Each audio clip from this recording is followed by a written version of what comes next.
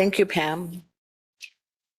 We are on day 7 of the hearing in the proposed adoption of 20.2.92 NMAC. This is the Clean Transportation Fuels Program, docketed as EIB 2523. This morning, what I know is that we'll hear from Mr. Sorayas, and then we will turn to HF Sinclair.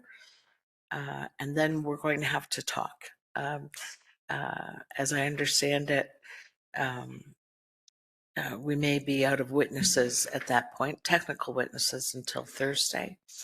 We will nevertheless take public comment at 1 o'clock today and probably tomorrow as well. And we may have 2 big days on Thursday and Friday, but again, we'll need to talk. Let's see here. Mr. Sorayas, are there any preliminary matters? Oh, all right. Mr. Sorayas, are you on the platform? Yes, I am, Madam Hearing Officer. All right. And will this be more in the nature of an opening statement or more of a statement of fact for which I should swear you in?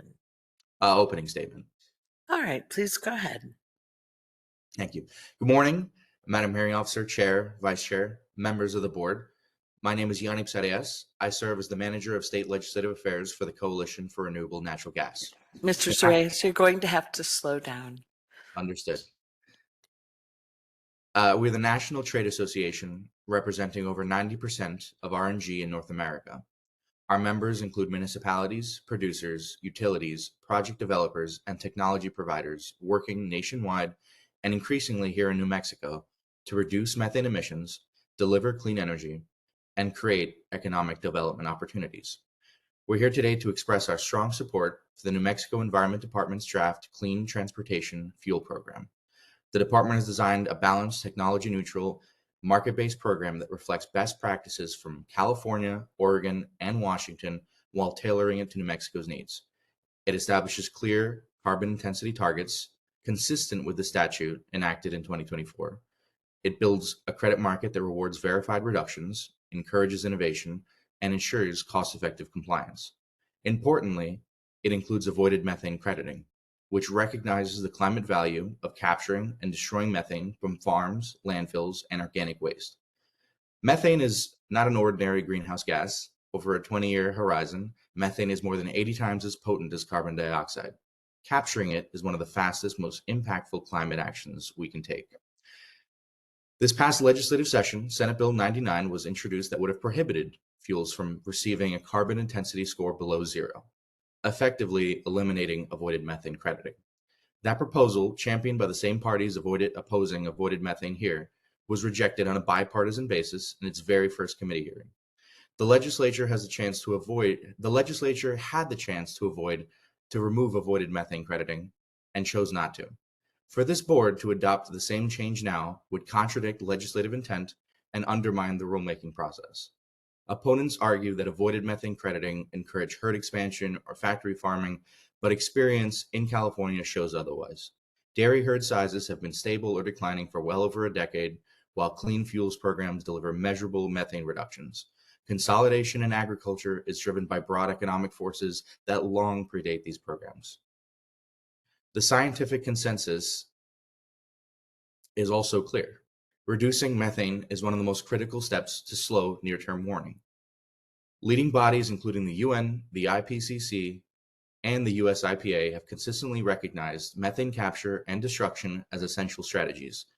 Removing avoided methane crediting would undercount real, measurable reductions and make it harder to finance projects that would prevent potent methane emissions. New Mexico has significant potential for RNG projects across agriculture, waste management, and landfills. This rule ensures those projects can compete, bringing new investment, jobs, and local benefits.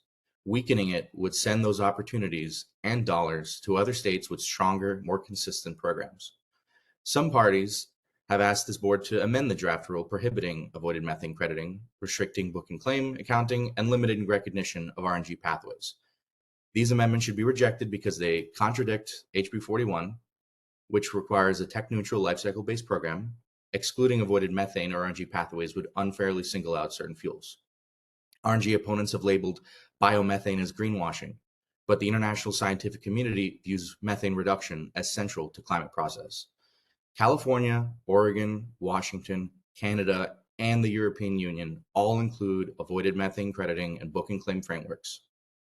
For New Mexico to deviate would isolate the state, deter investment, and reduce program effectiveness. Limiting crediting and delivery flexibility would make compliance harder and more expensive for fleets and fuel users in New Mexico. And importantly, excluding RNG that is injected into the fossil gas system from receiving credit would be like telling electric vehicle producers they can only earn credits if EVs are built and drive on separate roads from conventional vehicles. That's not how life cycle-based, technology-neutral programs work. Just as EVs share the same road system but deliver real emissions reductions, RNG shares the same pipeline system while still delivering real methane reductions. Madam Hearing Officer, members of the board, HB 41 gave clear directions. Build a tech-neutral, life-cycle-based program that captures real emissions reductions.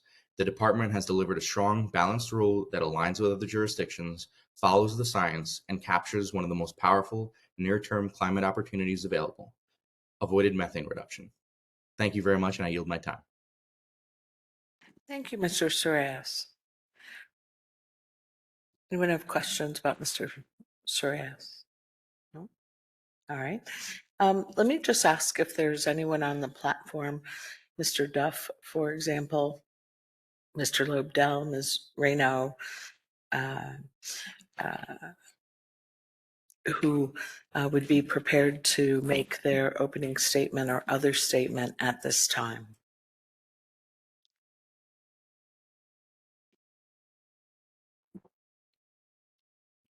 No? All right, let's turn to HF Sinclair then.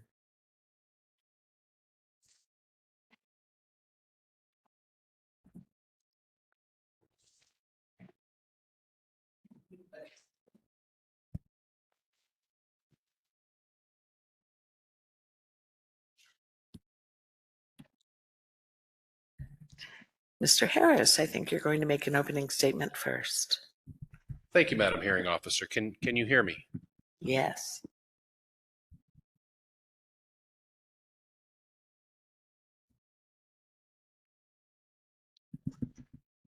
Thank you, board members, Madam Chair, the New Mexico Environment Department, and members of the audience. HF Sinclair would like to start off by commending NMED for undertaking the monumental task of creating the Clean Transportation Fuel Program for New Mexico. For those who are not familiar with the name HF Sinclair, you may be more familiar with the green dyno in front of Sinclair gas stations. Beyond the iconic dyno, HF Sinclair is an evolving energy company that provides traditional and renewable fuels to the New Mexico markets.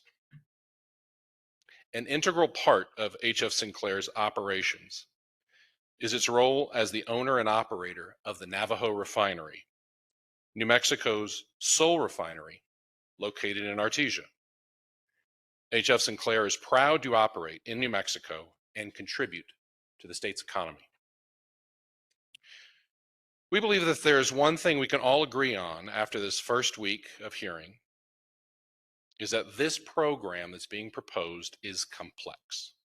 Already you've heard testimony and cross-examination from the many engaged parties at this hearing, highlighting the potential this program holds and the pitfalls that it may encounter. HF Sinclair appreciates the opportunity to be here to contribute to the ultimate charge this board holds, which is adopting and promulgating a regulation which benefits New Mexicans. HF Sinclair is uniquely positioned to understand the delicate market balance as it will likely be both a deficit generator and a credit generator. Thus, HF Sinclair is here in the interest of making both sides of the equation work for New Mexicans. HF Sinclair has years of experience in other states with similar programs and has had a front row seat to what has worked well and what has hampered these programs from getting off the ground. Drawing upon this experience, HF Sinclair comes before the board today to recommend 4 modest changes to the proposed rule. It's our view that these changes are part of a balanced approach to help bring certainty to NMED and the regulated parties and market participants who will have to comply with this program.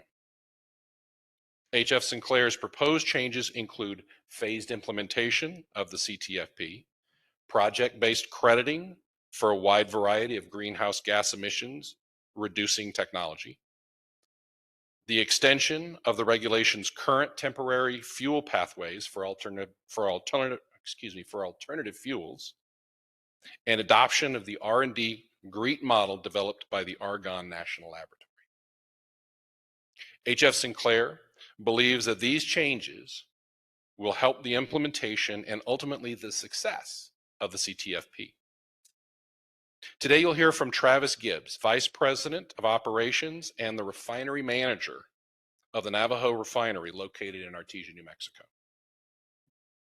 If you've never met a refinery manager before, they're like the mayor of a small town, except if this small town shuts down, the effects will not just be felt throughout New Mexico, but also Arizona and Texas.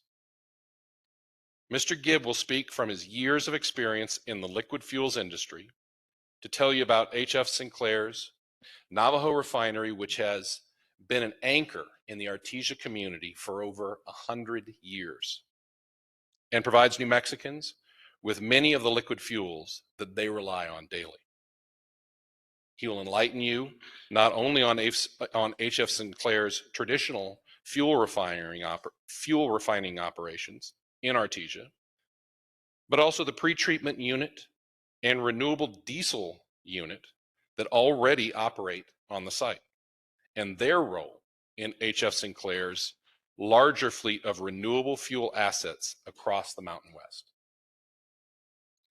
Today, you'll also hear from Michael Carr, an independent technical expert who has decades of experience in the fuels industry and low carbon fuels standards programs. Mr. Carr will detail for you the basis behind HF Sinclair's 4 moderate rule changes. First, he will explain how different states have utilized phased implementation of their LCFS programs to ensure a smooth start and allow the market to begin to serve its purpose as quickly as possible. Second, he will emphasize the importance of a robust project-based crediting, including emission reduction activities within petroleum refineries, in order to foster technical innovation that works towards New Mexico's goal of greenhouse gas emission reduction. Third, he will detail how extension of the temporary fuel pathways included in the proposed regulations provides certainty for market participants and avoids administrative headaches created during the application process. Fourth, and finally, he'll speak to the importance of a sound GREET model as the basis of any functioning low carbon fuel standards program. HF Sinclair looks forward to playing a key role in New Mexico's fuel market for many years to come. HF Sinclair believes that their proposed changes will provide NMED with the support and flexibility it will need to implement a strong program, and that these changes will provide regulated parties and market participants with the certainty needed to comply with the program. HF Sinclair therefore respectfully requests that the board adopt these proposed changes to the proposed rule. Thank you, members of the board. Madam Chair, I'd like to now proceed with our first witness. Thank you. Sir, would you spell your first and last name, please? Yes, Travis, Travis, Gibb, Gibb. Do you swear or affirm to tell the truth? I do. Thank you, sir. Michael Carr, Michael, C-A-R-R. Do you swear or affirm to tell the truth? I do. Thank you. Go ahead, Mr. Harris. Thank you, Madam Hearing Officer. My first witness will be Travis Gibb. Mr. Gibb, what is your job? I currently serve as the Vice President of Operations and the Refinery Manager at the Navajo Refinery located in Artesia, New Mexico. How long have you been in this position? Just over 3 years. Can you state your educational background? I graduated from Texas A&M University with a Bachelor of Science degree in Chemical Engineering. Mr. Gibb, can you please explain your experience in the refining industry? Yes, I have over 20 years of refining experience throughout New Mexico and Texas. Prior to my time at HF Sinclair, I worked for 2 other major refiners, U.S. refiners, and I understand the complexities of the liquid fuels industry. Do you have opinions to offer in this matter? Yes. What's the basis for those opinions?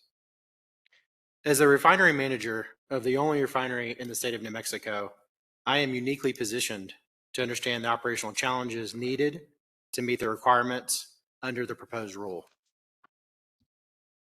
In reaching my opinions, I have relied upon my education, professional knowledge, and years of specialized expertise in the field and input from technical consultants. Mr. Gibb, are your opinions reflected in the advanced written testimony that was submitted as Exhibit A to HF Sinclair's Notice of Intent to present technical testimony in this matter? They are? Have you reviewed your written testimony in advance of this hearing? I have. Do you have any corrections or clarifications you'd like to make regarding that written testimony? Yes. What is that? In my written testimony, I said that HF Sinclair's pretreatment unit has the capacity to pre-treat over 80% of the feedstock for HF Sinclair's renewable diesel units. The number today is less than 80% because HF Sinclair has increased our renewable diesel capacity. Thank you. With that clarification, do you adopt your written testimony here in this hearing? Yes. Madam Hearing Officer, at this time, I would like to offer into the record Mr. Gibbs' written testimony, which is attached as Exhibit A to HF Sinclair's Notice of Intent to present technical testimony in this matter. I'll pause for a moment in the event there are objections. Exhibit A is admitted. Mr. Gibb, as Navajo Refinery's Vice President of Operations, can you please provide the board with some general background regarding HF Sinclair's operations in New Mexico? Yes. First, HF Sinclair owns and operates the Navajo Refinery located in Artesia. Again, I am its refinery manager, and my family and I live in Artesia. The Navajo Refinery has been operating for over 100 years and is the only refinery in the state of New Mexico.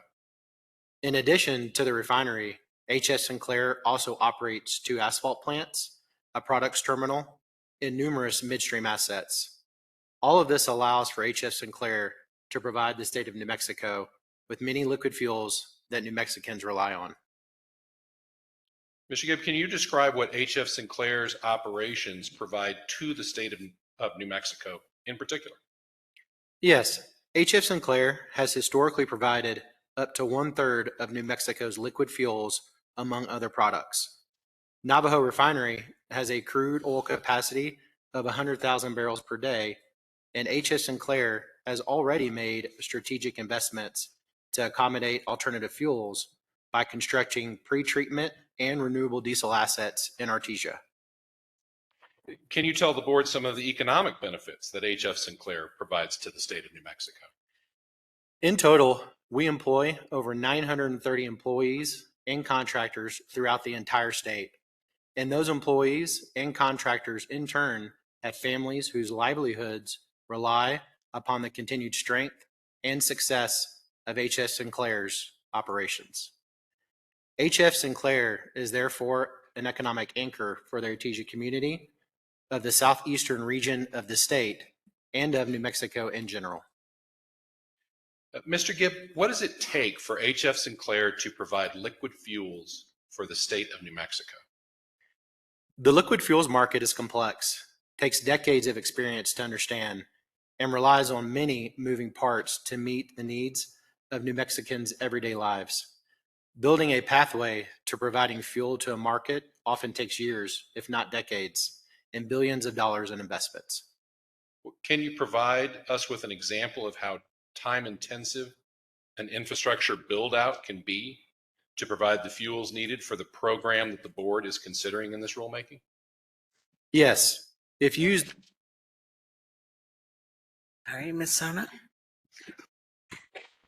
Objection, Madam Hearing Officer. I believe this goes beyond the scope of the written narrative filed. Mr. Harris? Your Honor, he is providing the context for the complexity and time intensiveness of what will take place to try to comply with the rule, which is exactly what he testified in his written testimony. Ms. Sona? If counsel could point to where this is in his testimony, I would consider withdrawing the objection, but his testimony is fairly short, and to my understanding, this level of detail is not set out.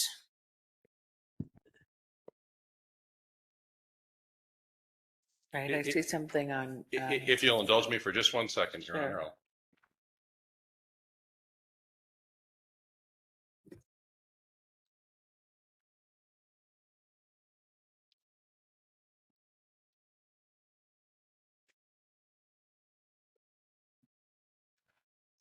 Your Honor, on page 2 of his testimony, of his written testimony, it says, quote, "In this regard, H.F. Sinclair notes that while it has made investments into providing the many different fuels that New Mexico relies on, the liquid fuels market is complex, takes decades of experience to understand, and relies on many moving parts to meet the needs of New Mexicans' everyday lives. Building a pathway to providing fuel to a market often takes years, if not decades, and billions of dollars in investment." This is directly to that testimony. I see that. Madam Hearing Officer, to the extent that the witness is expanding on that testimony, that's inappropriate. For oral testimony, he needed to have provided those perspectives and views in his pre-filed written testimony. And it sounds like what the witness may have just said is reading verbatim or very closely from what's already filed, which also is not the goal of oral testimony. Yeah, I think, again, his testimony, his written testimony was short, and he can offer what he'd like from it, right, during his up to 30 minutes. So I'm less worried about that than giving testimony that's not here. So I didn't hear that he was going beyond the scope, but let's go back to Mr. Gibbs' testimony, and I'll keep listening. Thank you, Your Honor. May I ask the question again? Yes.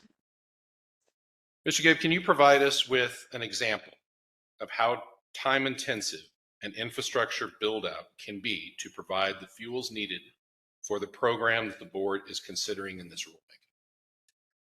Yes, if you were to look at the pre-treatment unit, for example, it requires hundreds of resources involved in permitting, engineering, construction, operation, and all of that can take upwards of 5 years to complete.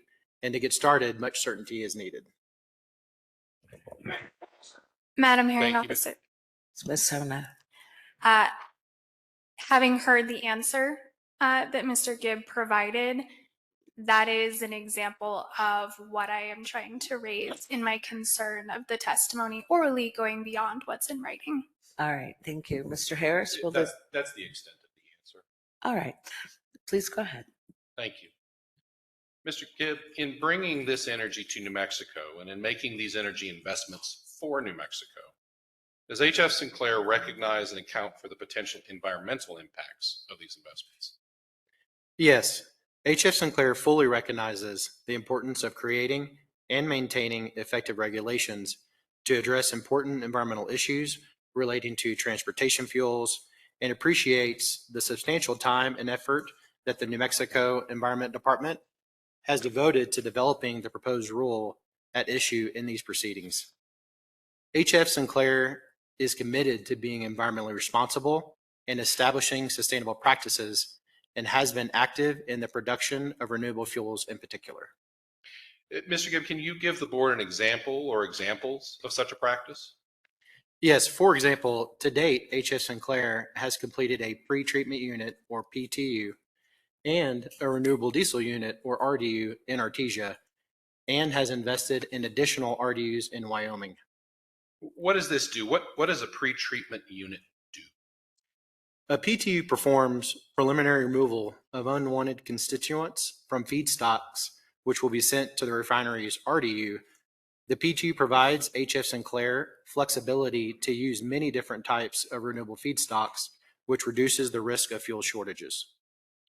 In your understanding of the rule that's being considered here, have you formed any opinions as to how the rule relates to HF Sinclair and its New Mexico operations? Yes. What are those opinions? First, HF Sinclair believes that there is much in the proposed rule that should be commended. HF Sinclair also believes that the proposed rule can be made even more effective through the adoption of changes to the rule. What are those proposed changes? First, HF Sinclair believes that implementation of the program should be through phases that ensure sufficient time is taken to achieve the goals of the Environmental Improvement Act. Second, HF Sinclair believes that the proposed rule should include project-based crediting for technologies, including emission reduction activities within petroleum refineries. Third, HF Sinclair believes that the proposed rule should extend temporary fuel pathways unless there is a cause to preclude them from being able to generate credits. Fourth, HF Sinclair believes that the GREET model upon which the program is based should be the R&D GREET model developed by the Argonne National Laboratory. All of these changes will provide the regulatory certainty to ensure a successful program. For the specific details supporting each of these opinions, I will defer to the other expert in this panel, Michael Carr. Mr. Gibb, why are these proposed changes important to a regulated entity such as HF Sinclair? Regulated parties need certainty to be able to operate effectively, efficiently, and safely. This certainty also allows HF Sinclair to plan for important infrastructure projects, such as its pretreatment unit, that require enormous financial and time commitments to develop. The proposed CTFP and its proposed implementation, through numerous yet to be issued guidances, do not currently allow for HF Sinclair to understand what its target is or what the financial impact of this rule will be on its current operation and future projects. By phasing implementation of the program as proposed by HF Sinclair, NMED, and the regulated community, would be able to reasonably coordinate and eliminate this uncertainty before enforcement of the program begins. Mr. Gibb, what do you believe these proposed changes to the rule would accomplish for the state of New Mexico and its energy needs? HF Sinclair believes that the proposed changes will provide NMED with the support and flexibility it will need to implement a strong program, and that these changes will provide operators with a reasonable time necessary to adjust to the program.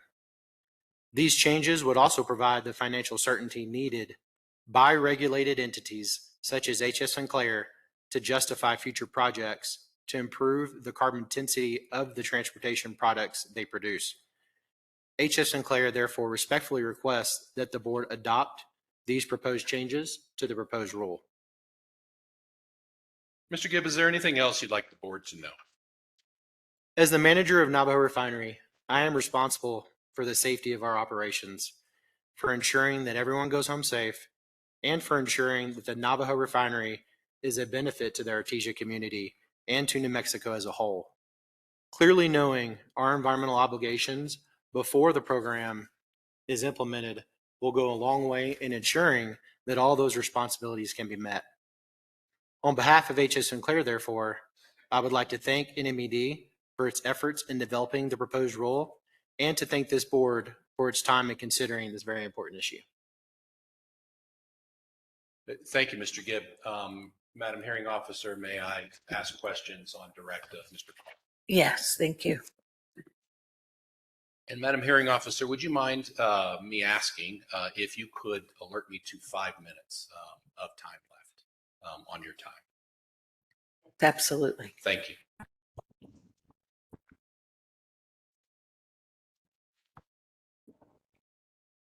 Mr. Carr, what have you been asked to do here today?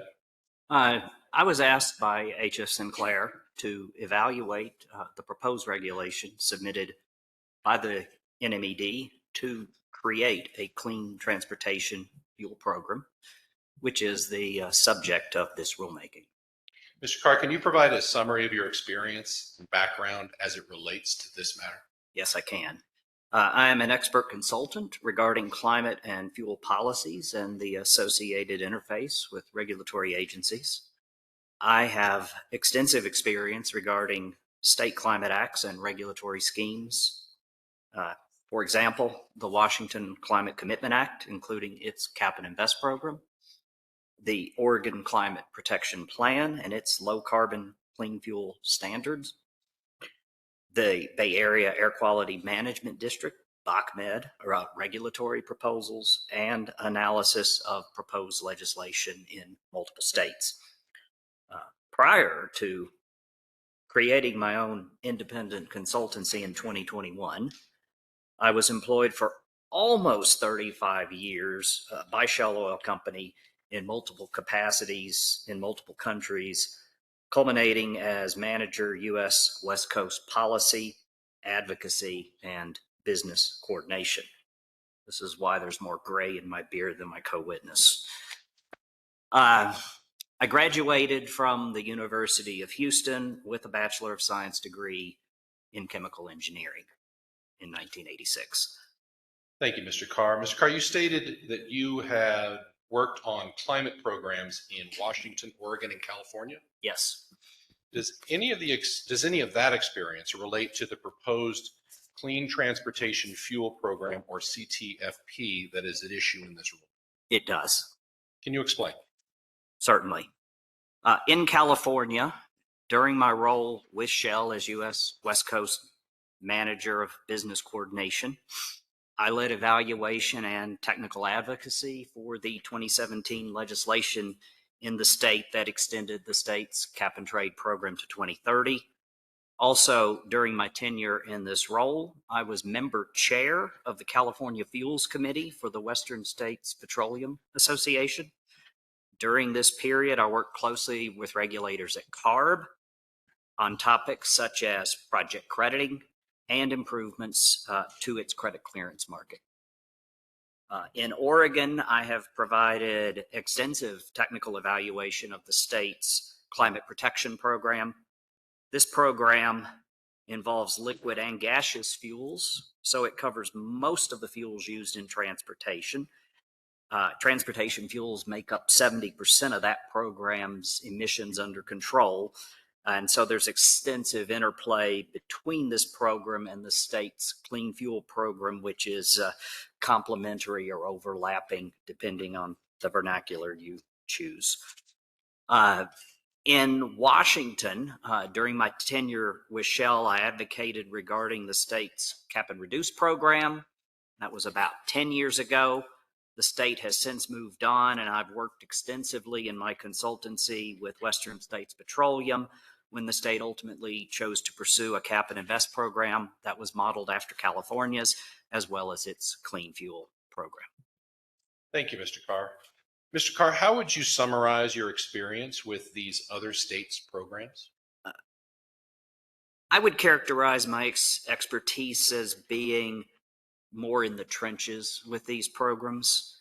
I actually think my expertise complements that of some of NMED's own witnesses, such as Dr. Colin Murphy, with whom I've worked regarding California policies and whom I have great respect.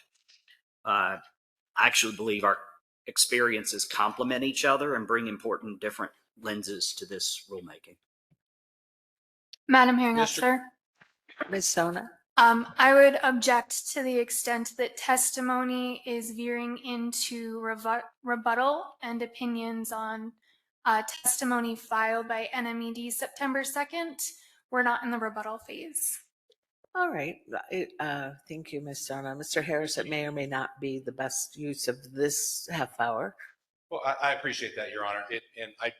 As an initial matter, I actually don't think it's rebuttal. It's simply a comment of consistency with other testimony. But I appreciate the comment. Please go ahead. Have you reviewed the exhibits regarding the CTFP submitted by the parties in this matter that are relevant to your opinion here? Yes. Have you been present for the testimony presented regarding the New Mexico CTFP rule at issue in this rulemaking?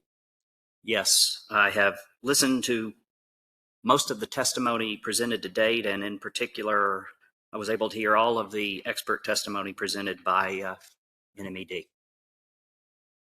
Are your credentials described more fully in your curriculum vitae?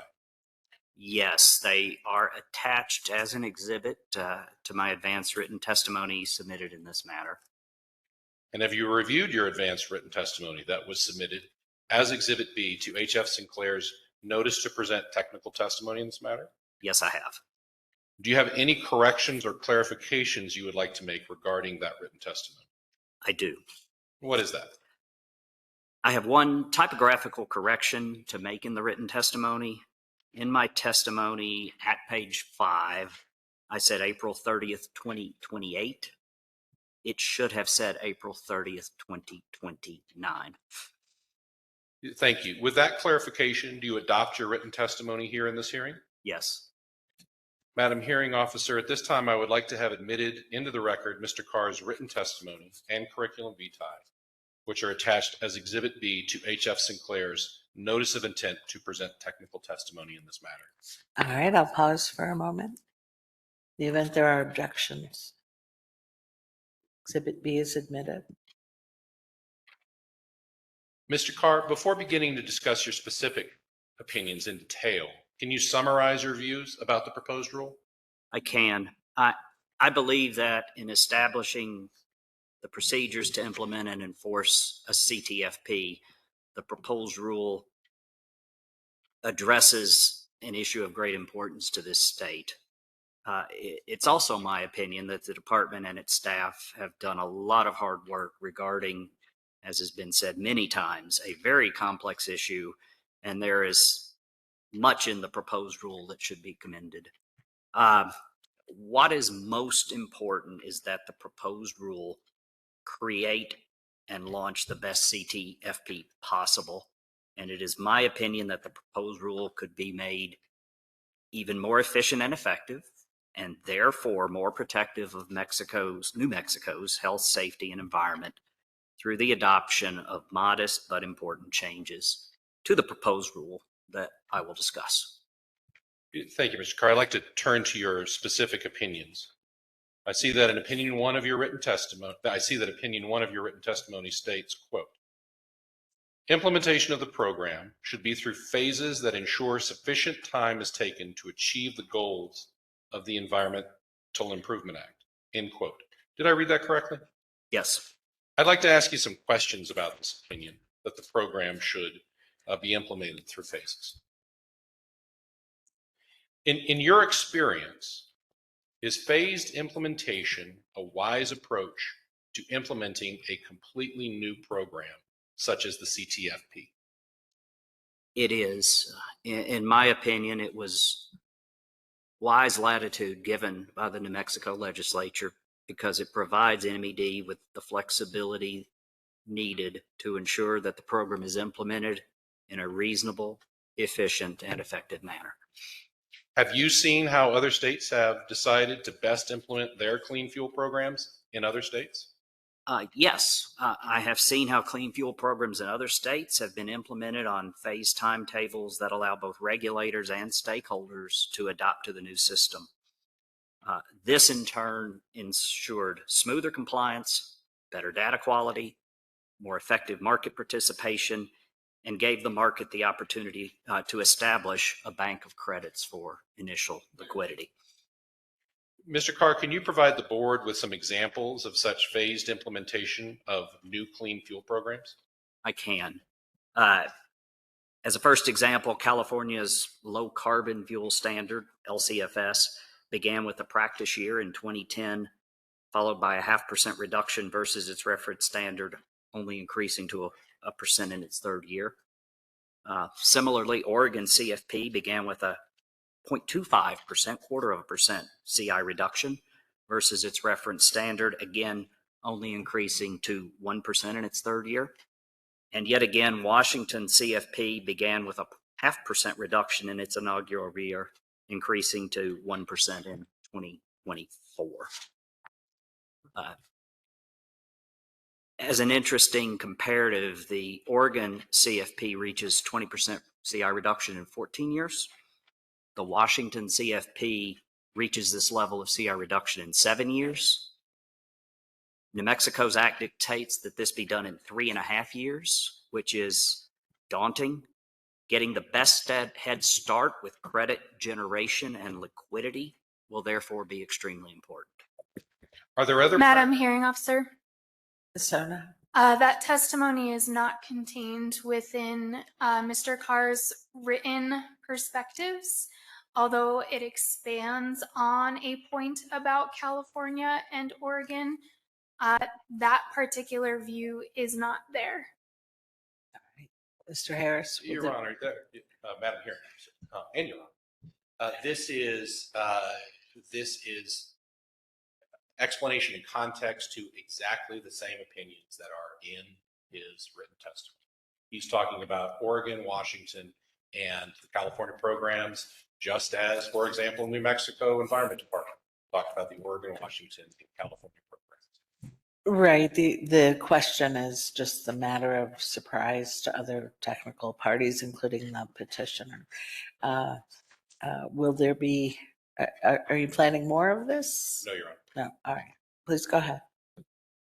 Are there other practical Mr. Carr, are there other practical reasons to a phased implementation of the program? There are. It would help ensure that the regulator has the resources and staff to implement the program fully and effectively. In fact, we heard in the regulator's own testimony the reality that this is a concern that will need to be addressed. Can you explain? Objection. Ms. Sona? Madam Hearing Officer, testimony commenting on other testimony provided by the department is in and of itself rebuttal. So I understand. And again, I guess I don't think it's necessarily objectionable.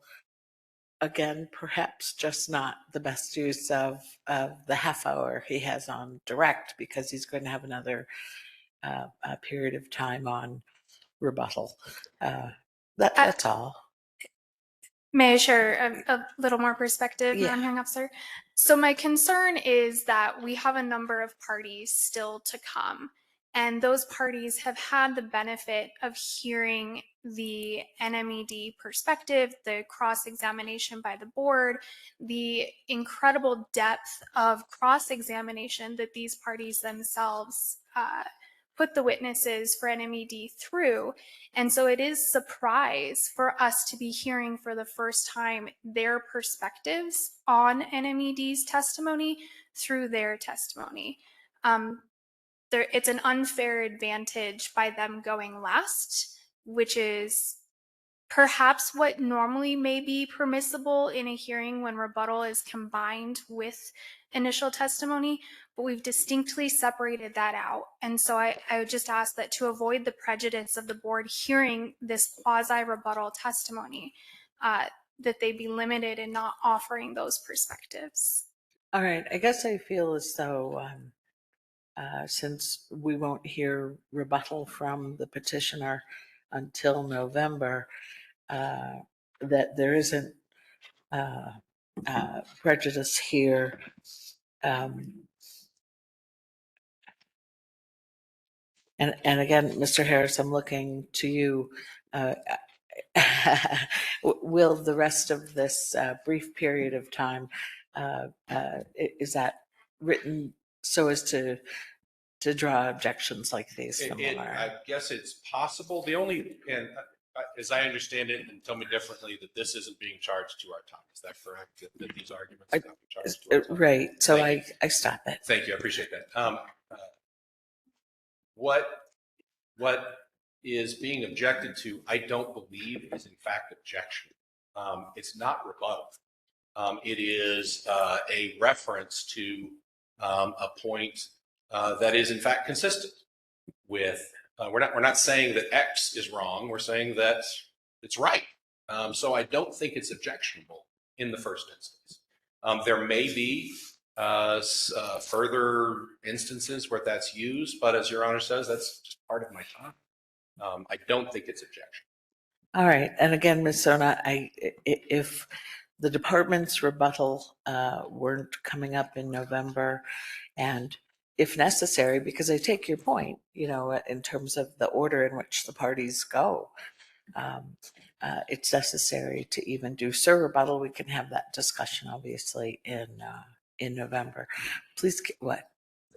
Thank you, Madam Hearing All Officer. right. Thank you. Go ahead, Mr. Harris. Thank you, Madam Hearing Officer. Mr. Carr, we had just been talking about other practical reasons to a phased implementation of the program. Can you explain what you mean? I can.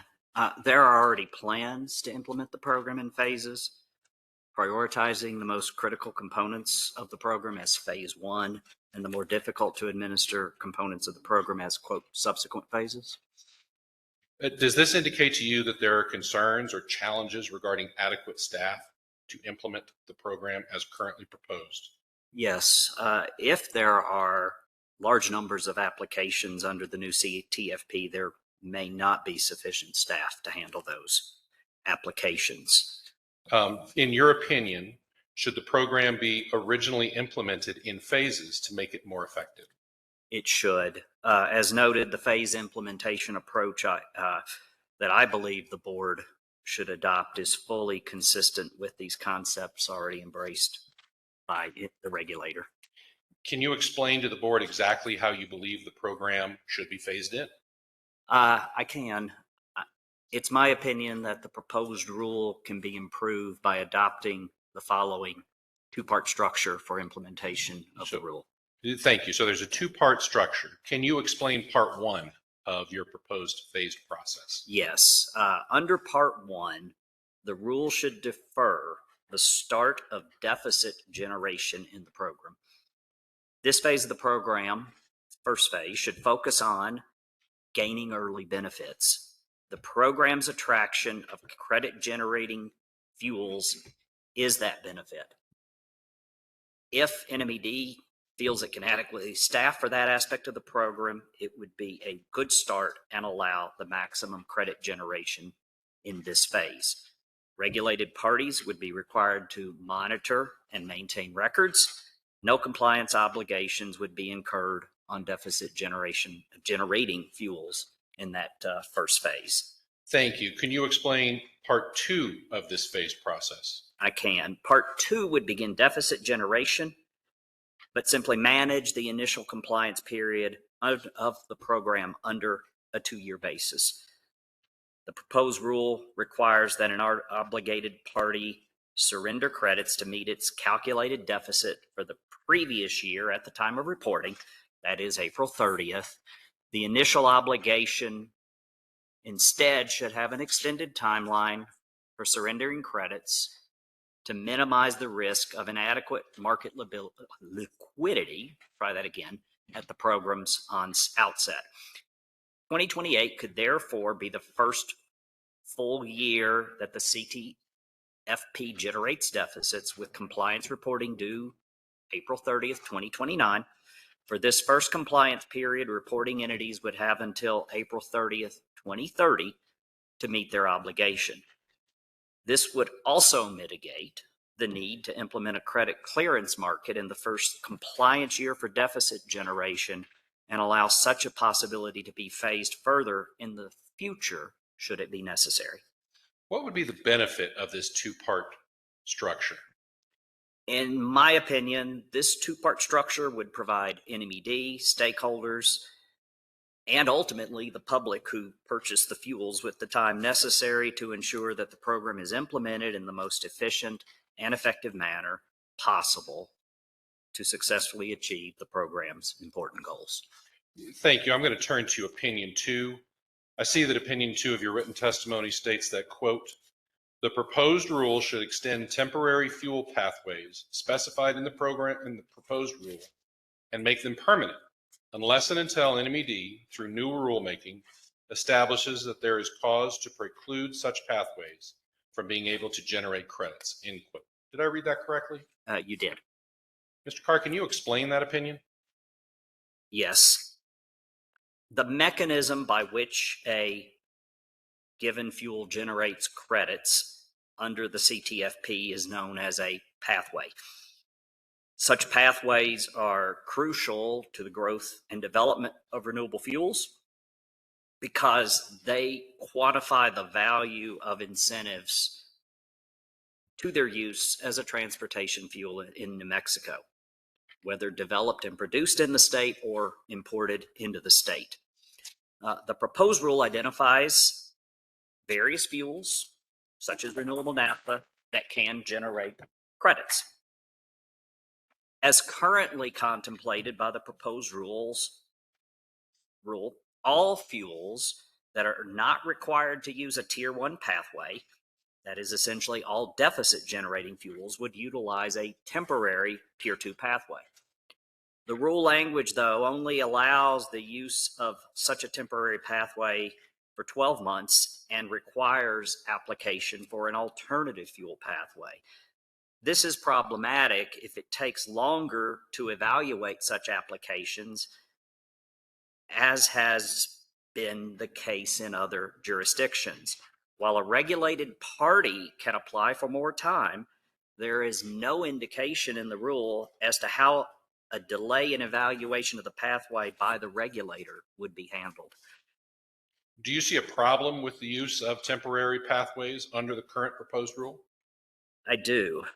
In my opinion, such an expiration mechanism, especially in the initial phase of the program, where many alternative fuel pathway applications would be expected, could be detrimental to the deployment of renewable fuels.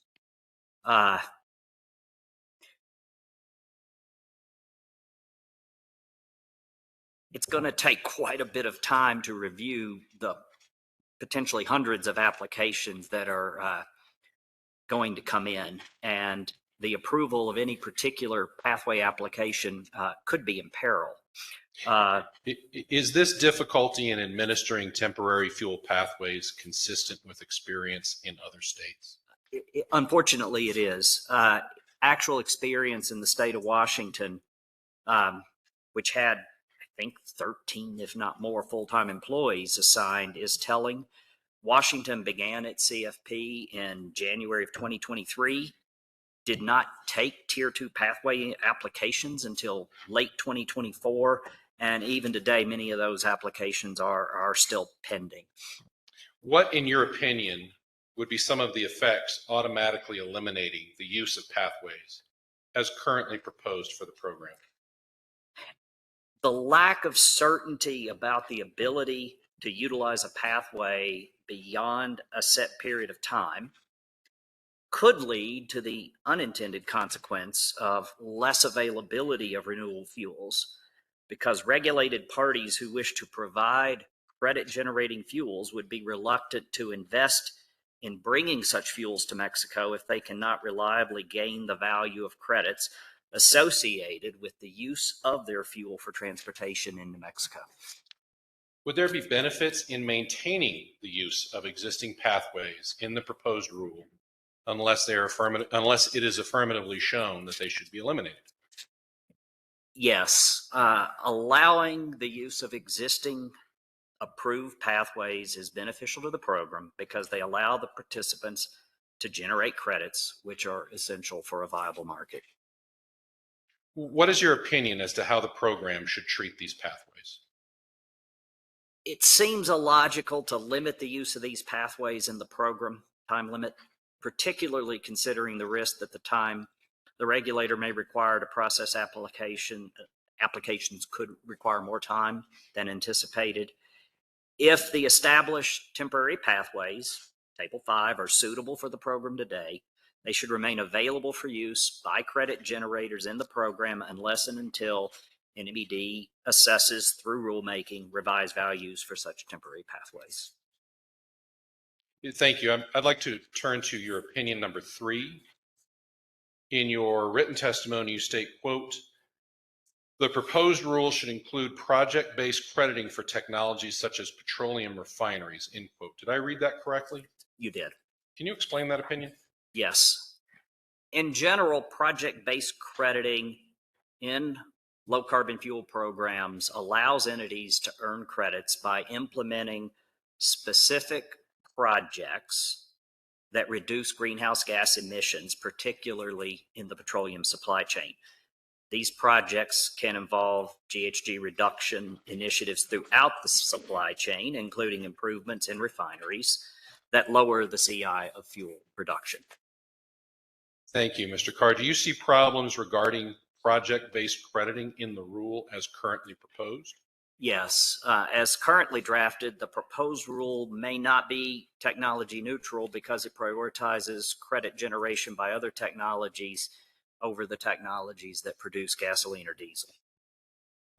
Such de facto prioritization could be contrary to the Act's requirement that the CTFP be technology neutral.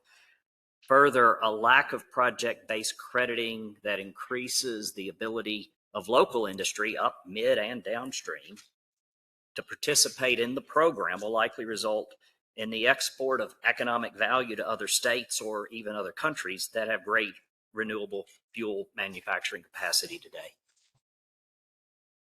Mr. Carr, in your opinion, how can these problems in the program as currently proposed be addressed? In my opinion, the proposed rule should allow for the approval of project-based credits for emission reductions that occur during the production of Tier 1 fuels. Applications for these should be accepted at the same time as those for alternative fuel pathways. What effects would this kind of approach have on New Mexico? For New Mexico, creating these kind of incentives for production of lower CI crude and its utilization in New Mexico could be of vital importance for its future. In addition to allowing meaningful participation towards meeting the CTFP's stated goals for the state, it fosters innovation in the industry that can make its production more competitive in markets outside the state that have programs with similar goals. Has this approach been taken in other states' clean fuel programs? It has. A similar approach has been adopted in California, which has a low carbon fuel standard program that provides for credits for producing and transporting crudes using innovative methods. I'll spare you the California Reg Code. California's program outlines the type of projects that can generate credits, including the generation of solar steam, solar wind electricity, solar heat for use in production, the use of renewable natural gas or biogas, carbon capture and storage, and the use of hydrogen. Mr. Carr, based on these reasons, can you please summarize your opinion on this issue for the board? I can. It is my opinion that the proposed rule should approve project-based credits for emissions from transportation fuels that occur within the state and for the generation of such credits to begin with the onset of the CTFP. I'll turn to your last opinion, opinion number 4. In that opinion, in that written testimony, it states, quote, "The GREET model upon which the program is based should be the 2024 R&D GREET model developed by the Argonne National Laboratory," end quote. Did I read that correctly? You did. Can you please explain that opinion?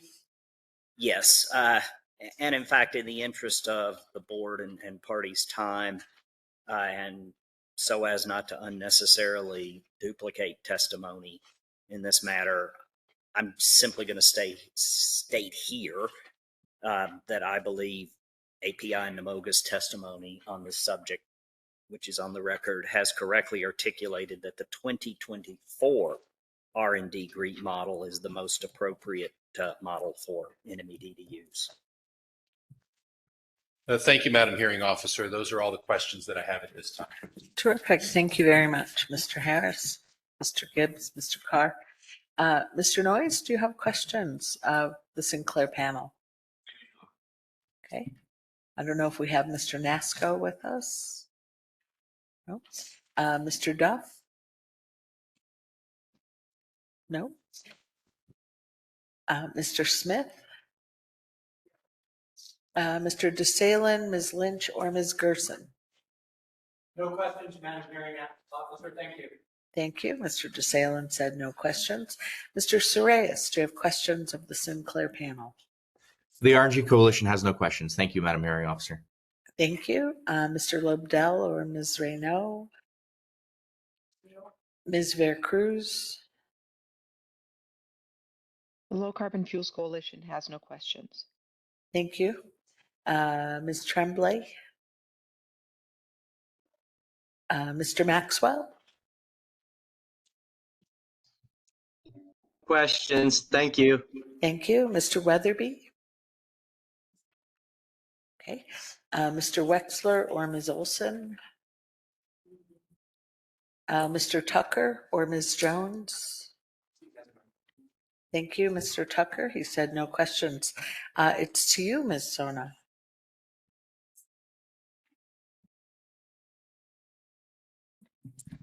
Thank you, Madam Hearing Officer. Before we begin, can I ask the witnesses, do you guys have a copy of your testimony in front of you? Yes, okay. Do you have a copy of the rule in front of you? Okay, thank you. I may refer to those if it's not clear to you where I'm taking the questioning.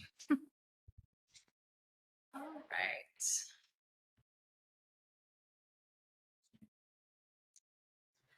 May I proceed? Okay. Thank you both for being here today. I'd like to start my questionings with Mr. Gibb. Much of your written testimony was about the history of the Navajo refinery and its economic role in Artesia, correct? Yes. And these portions of your written testimony aren't a technical analysis. They're just sharing the perspective, correct? Yes. And the remainder of your testimony is providing a high-level perspective of the specific recommendations that Mr. Carr will dives into. Is that fair?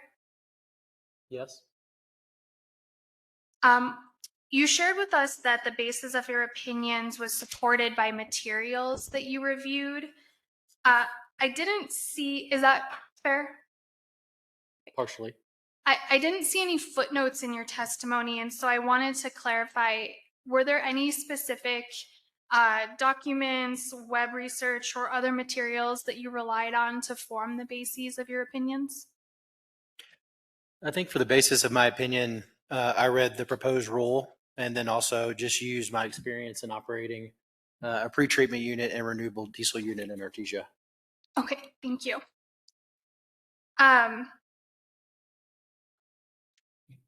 Did you file a red line with your proposal for HF Sinclair to document for the board how to address the concerns that HF Sinclair has?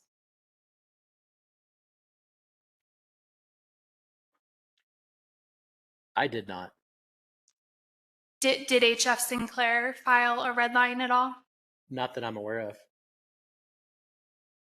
Do you feel that a red line would help the board better understand how exactly to address your concerns?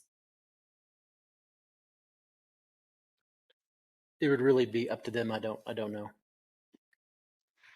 Are you aware that there are 3 oil and gas trade associations participating as parties in this proceeding? Yes. Is HF Sinclair a member of the American Petroleum Institute? I believe so. No. I do not. Okay. So, do not Mr. know. Gibb, I'm sorry. You need to answer from your personal knowledge, and I don't know is a perfectly fine answer. Okay, I do not know. Do you know if HF Sinclair is a member of the New Mexico Oil and Gas Association? I do not know. Do you know if HF Sinclair is a member of the American Fuel and Petrochemical Manufacturers Association? Yes. Are you aware that API and NMOCA, the American Petroleum Institute and New Mexico Oil and Gas Association, put together a group in June 2024 specifically to analyze the CTFP proposed by NMED and coordinate member input? Your Honor, an objection. Can you hear me? This is going outside the scope of Mr. Gibbs' testimony. You can certainly answer this, but I think that these are far afield of his testimony. I just raised that at this point to alert the board and Your Honor as to our concerns. All right, Ms. Sona. Madam Hearing Officer, these questions are going to the credibility of HF Sinclair and the proposal that they're providing to the board. I will get to my connection for that, and I can ask those first and then circle back to this line of questioning for the foundation if you'd like. Okay, yeah. I would get to the real question here. Mr. Gibb, are you aware of the substantial overlap between HF Sinclair's testimony and that of API and NMOGA? I'm not personally aware.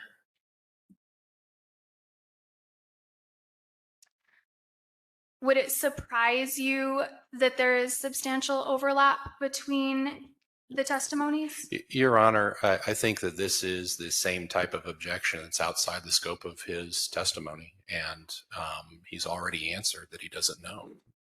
He's already said he doesn't know, and I have to say, Ms. Sona, it's,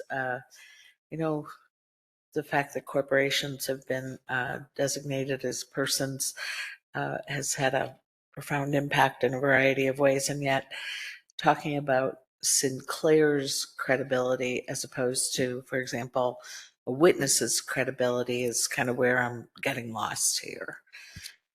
Well, Madam Hearing Officer, the perspectives being offered by Mr. Gibbs are the perspectives of HF Sinclair.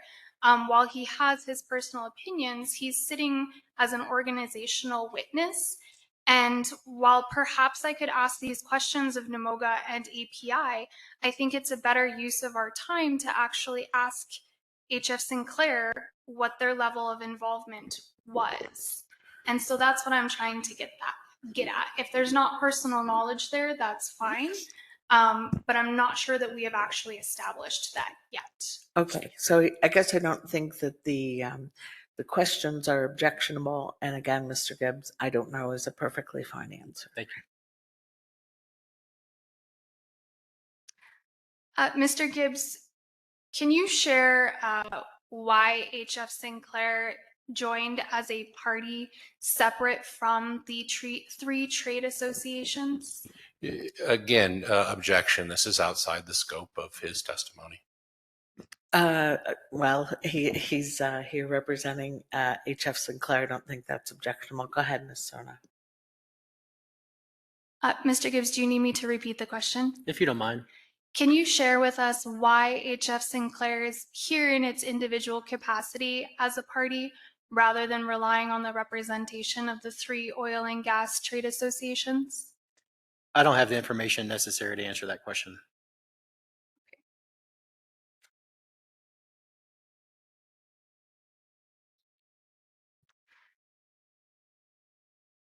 Turning to a slightly different matter, does HF Sinclair stand to be a credit generator or a deficit generator under the rule as proposed by the Environment Department?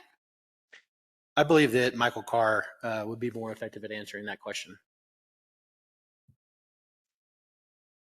So you, as the refinery manager, don't know how this rule is going to impact the Navajo refinery under the regulation? Objection, Your Honor. That's asked and answered. Right. If by referring to Mr. Carr, he was essentially saying it was outside of his knowledge. Is that what you're saying? I believe that my testimony is really focused on creating certainty with the rule. And I believe some of that certainty would help answer the question that you have. Navajo Refinery does produce liquid fuels from crude, and therefore would would have deficiencies from that. But we also have a renewable diesel plant that could create credits. Okay, so from your perspective, is it fair to characterize that the refinery has both credit generating and deficit generating activities? Yes. Does the fuel that HF Sinclair delivers to the Sinclair branded gas stations, which we were reminded are the dinosaur gas stations, does that come from the Navajo refinery in Artesia? I do not have the information available to answer that question. You shared with us some information about the investments that the HF Sinclair is making at the refinery regarding the renewable diesel units and pretreatment units. Are those alternative fuel investments intended to provide credits to HF Sinclair to use to satisfy its own deficits rather than credits to put out for sale in the open credit market? I do not have the information necessary to answer that question. Do you know if that's something that will be a business consideration that HF Sinclair intends to evaluate? I believe so. Has HF Sinclair evaluated that consideration up to this point yet? Objection, asked and answered. Right. He said he doesn't know. It was a slightly different question, Madam Hearing Officer. I was asking whether he knew, and this one was asking whether he knows of the evaluation. So one was content, one was analysis. Okay. If you know. Could you restate it? Yeah, has HF Sinclair done an analysis to understand whether or not it will be utilizing its own credit generating activities to satisfy its own deficit generating activities? Your Honor, before he answers, one other objection that's outside the scope of his testimony. Okay. So let's see. Let me go back. I remember that the focus of Mr. Gibbs' testimony. Well, so he did include recommendations as to credits. If you can answer the question, Mr. Gibbs, please do. Can you restate it one more time? Yeah. So are the alternative fuel investments, the RDUs and PTUs, intended to provide credits for HF Sinclair to use rather than put out for sale in the open market? And the question I had specifically asked was that question, have you studied that consideration? I do not know the answer to that question. Okay. Mr. Gibb, do you know where the renewable diesel produced at the Navajo refinery is shipped? Yes. Can you share where? It currently moves by rail over to the West Coast. And by West Coast, is that fair to say California, Oregon, Canada, those Yes. locations? I don't believe Canada from Artesia, but yes. Can your renewable diesel from the facility be shipped by rail to Albuquerque? Yes.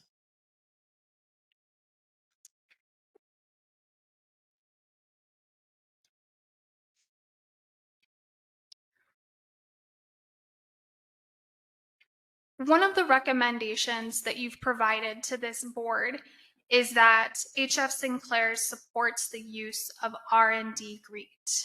Is that correct? Yes.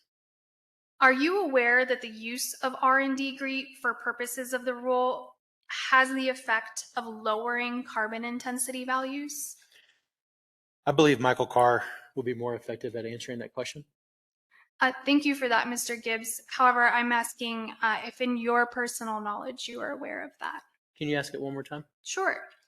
Are you aware that the use of R&D GREET for purposes of this rule, meaning the New Mexico CTFP, has the effect of lowering carbon intensity values? Your Honor, before he answers the question, which certainly can, I just wanted to remind you know, as I understand it, the purpose of a panel is to do exactly what Mr. Gibb is offering to do, that the more appropriate person to answer this question is Mr. Carr. All right. So a lot of panels behave that way, and yet Ms. Sona is still entitled to put her question to a particular individual. Go ahead if you know the answer, Mr. Gibb. I believe Michael Carr would be more effective in answering that question. But do you know the answer? She's asking you particularly. One more time for me. Sure. Are you aware that the use of R&D GREET for purposes of this rule has the effect of lowering carbon intensity values? I do not know the answer to that question. Okay. Are you aware of what the effect of lowering baseline carbon intensity values has? Again, I believe Michael Carr would be better represented from HF Sinclair to answer that question. I do not know the answer to that question. Okay.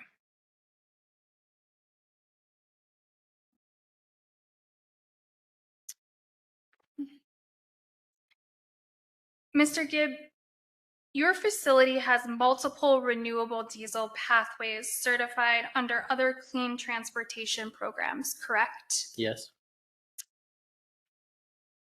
Is it fair to say that HF Sinclair has experience with other low carbon fuel programs?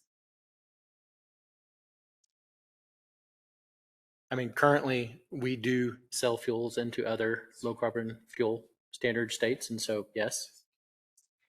And in your experience and through the role that you serve in with HF Sinclair, do you have any participation with the way those low carbon fuel programs impact the operations at HF Sinclair's Navajo refinery?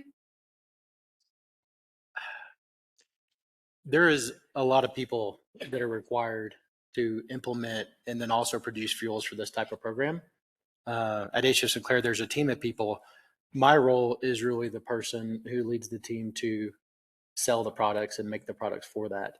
And so my interaction is usually not into the details of it, but more hear from commercial marketing what is needed to do so. Okay, so is it fair to characterize your role as being more on the market decision-making side of operations rather than the specific nuanced compliance with clean transportation fuel standards side of operations? Your objection, Your Honor. I think that he's answered the question already. It seems that he has, Ms. Sona.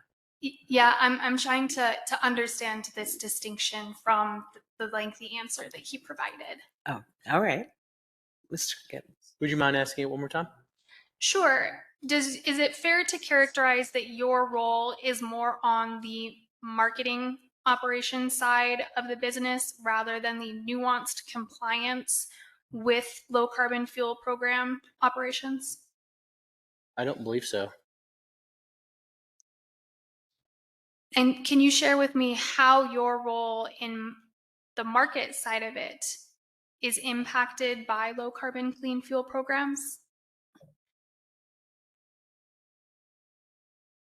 My role is impacted because I work at the site that makes the fuels for it. and therefore have interactions with marketing based on where they believe currently the fuel should be going.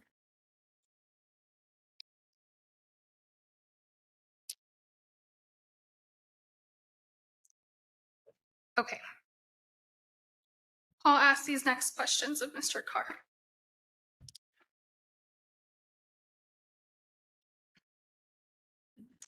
Are you aware of whether or not the number of credits the Navajo refinery stands to generate would occupy more than 10% of the entire market share of credits in New Mexico?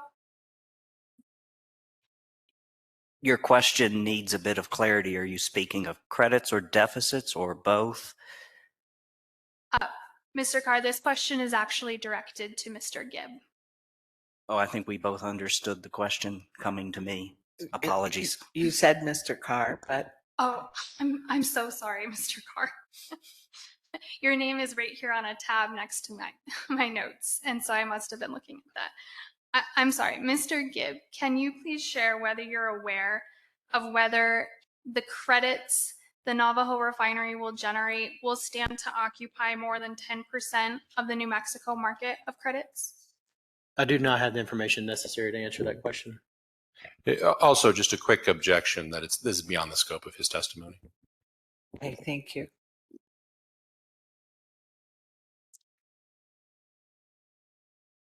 Mr. Gibb, this is a slightly different question than what I asked before. Have you analyzed what HF Sinclair's compliance costs would be under the New Mexico CTFP as proposed by NMED?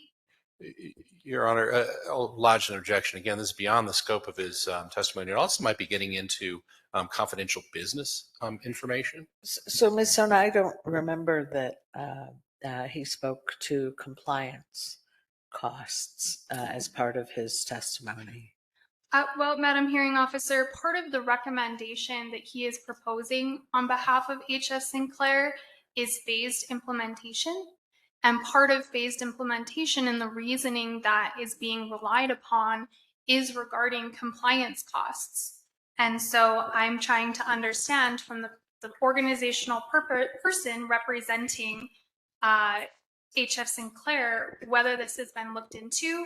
I do not think this would be an appropriate question for Mr. Carr, as he is a hired expert, not someone who would be privy to that privileged information. I apologize. Same objection. It's beyond the scope. All right. So, but I do understand Ms. Sona's connection there between the recommendation for phased implementation and the desire not to have a bumpy compliance ramp up there. If you have the information, Mr. Gibb, please. Would you mind asking it one more time? Sure. Have you analyzed what HF Sinclair's compliance costs would be under the New Mexico CTFP as proposed in NMED's rule? And I realize I said the word you, Yeah. and you're representing HF Sinclair. So has HF Sinclair analyzed what those compliance costs would be? I have not personally analyzed it. Are you aware of whether that's a consideration the company has undertaken? I do not know the answer to that question. If the company were to undertake that consideration, would the results of it be information you would consider proprietary business information? Again, Your Honor, I think it's outside the scope. It is proprietary information, but I think it's outside the scope of his testemony as well. All right. You have the lawyer's statement that it would be proprietary if it were developed. I apologize. I apologize for that legal conclusion. I apologize for that. Well, you're a lawyer. It's perfectly fine. Ms. Sona, do you have other questions for Mr. Gibb? I'm happy to move on if we can consider counsel's statement a fact. Okay. Actually, I apologize. I have one slight follow-up to that. Mr. Gibbs, in the context of what proprietary information is. Does that mean that is information you would not necessarily readily share with this board or NMED for its consideration? Your Honor, I think that's an inappropriate question. It's outside the scope. It's also potentially a legal conclusion as well. I think it's actually a more practical question. If in fact it were deemed proprietary under the law, is it something that would be submitted to this board for consideration? That doesn't sound like a legal question to me. And if Mr. Gibb knows the answer, please offer it. I didn't really understand what your question was getting at. Would you mind asking it again? Sure. So let me see if I can frame it in a simpler way. Because I'm not trying to continue drawing objections. So in terms of information about how compliance with the New Mexico CTFP would impact HF Sinclair's operations in the sense of those being compliance costs. If HF Sinclair knew what those compliance costs were, would it share those with the board and with NMED? I do not have the answer to that question.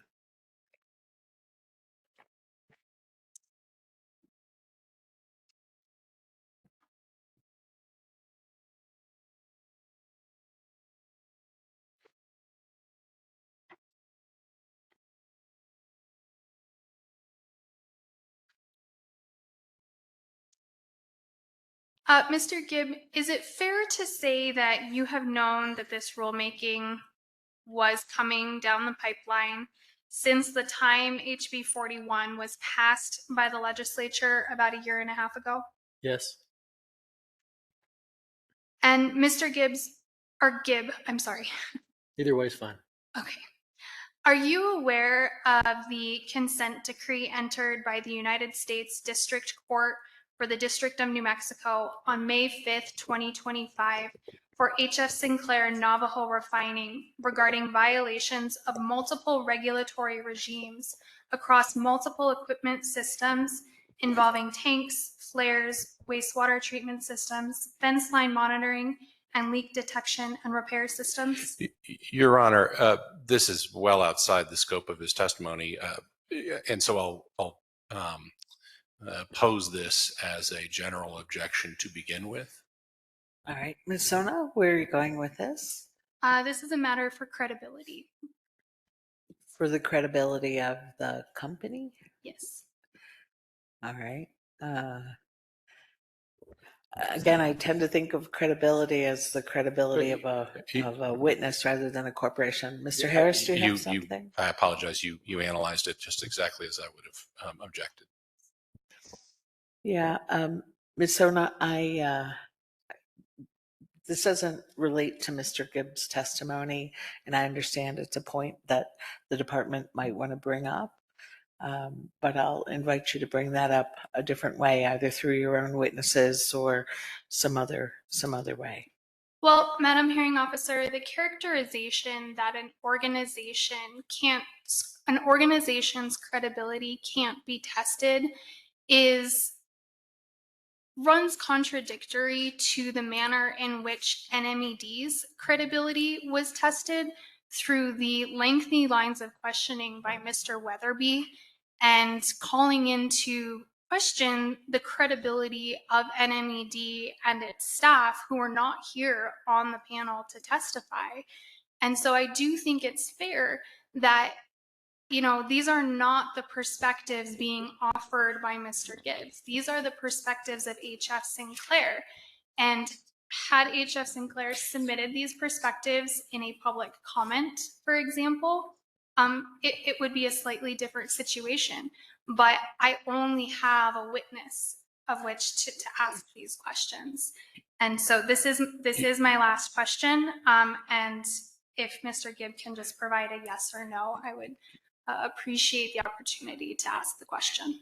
Your Honor, that's fine. If she wants to re-ask the question, we're fine with him answering. All right, go ahead, Mr. Gibb. Would you mind asking one more time? Sure.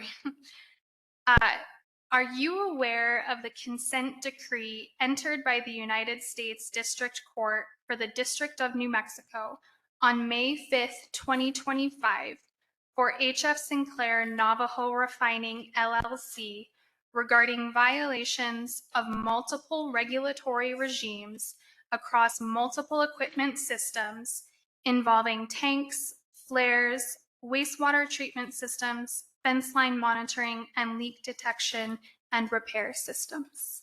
I am. Thank you. That concludes my questioning for Mr. Gibb. All right. It's 10:33. I'm wondering if it would be appropriate to take a break before you begin. Sure. All right, let's come back at 10:48.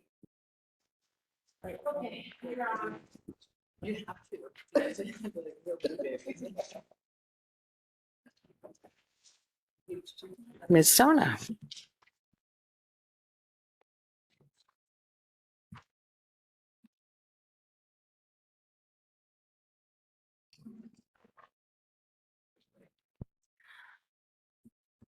Madam Hearing Officer, may I begin? Thank you. Good morning, Mr. Carr. I realize I neglected at the beginning to introduce myself to both of you. You said you've been listening, so you probably know who I am. My name is Kelsey Sona, and I'm the attorney for the petitioner, the New Mexico Environment Department. Mr. Carr, you framed your recommendations, the 4 different recommendations, as helping the Environment Department. But is it fair to say that many of these recommendations will actually also very much benefit HF Sinclair? It will help everyone if the program can begin on a firm foundation with the ability to bank credits for compliance in the futures. So yes, it would benefit HF Sinclair. It would benefit credit generators receiving funds for their credit generating fuels. Getting the program off on the right basis will help everyone, HF Sinclair included. Thank you. I want to turn to your first opinion that you've shared in your testimony, which is regarding phased implementation. Phasing in compliance obligations in general would give HF Sinclair more time before it has to surrender credits, right? It would give all deficit generating parties more time to accumulate credits and then surrender them, yes. And HF Sinclair being a deficit generating party, this would be true for them, correct? If indeed they're a deficit generating party, that would depend on CI by year. But if they're a deficit generating party, then yes, that would be true.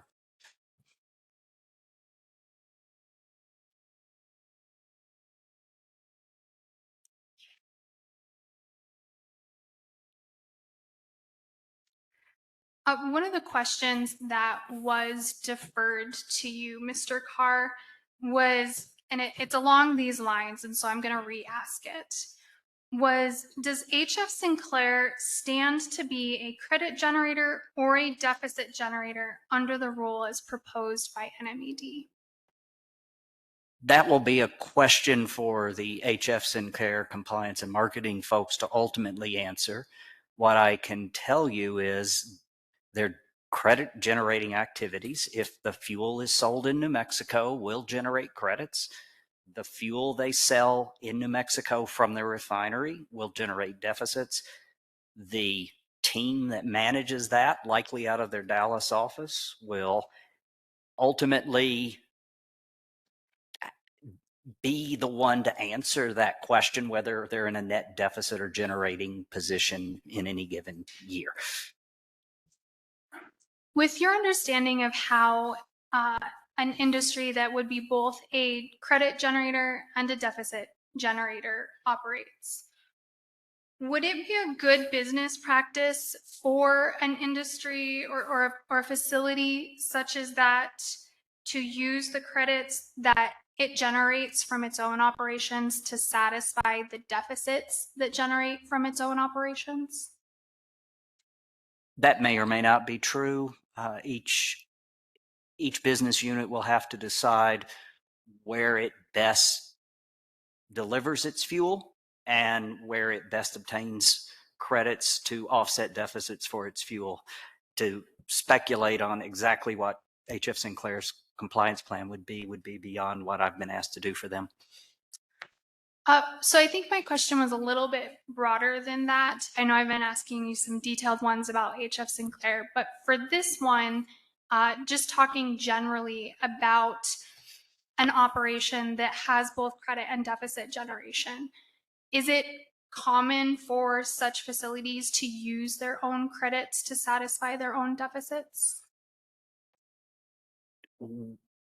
I'm not going to characterize it as common or uncommon. What I would say is companies often have a separate group that deal with the compliance credits, separate from the fuel distribution group.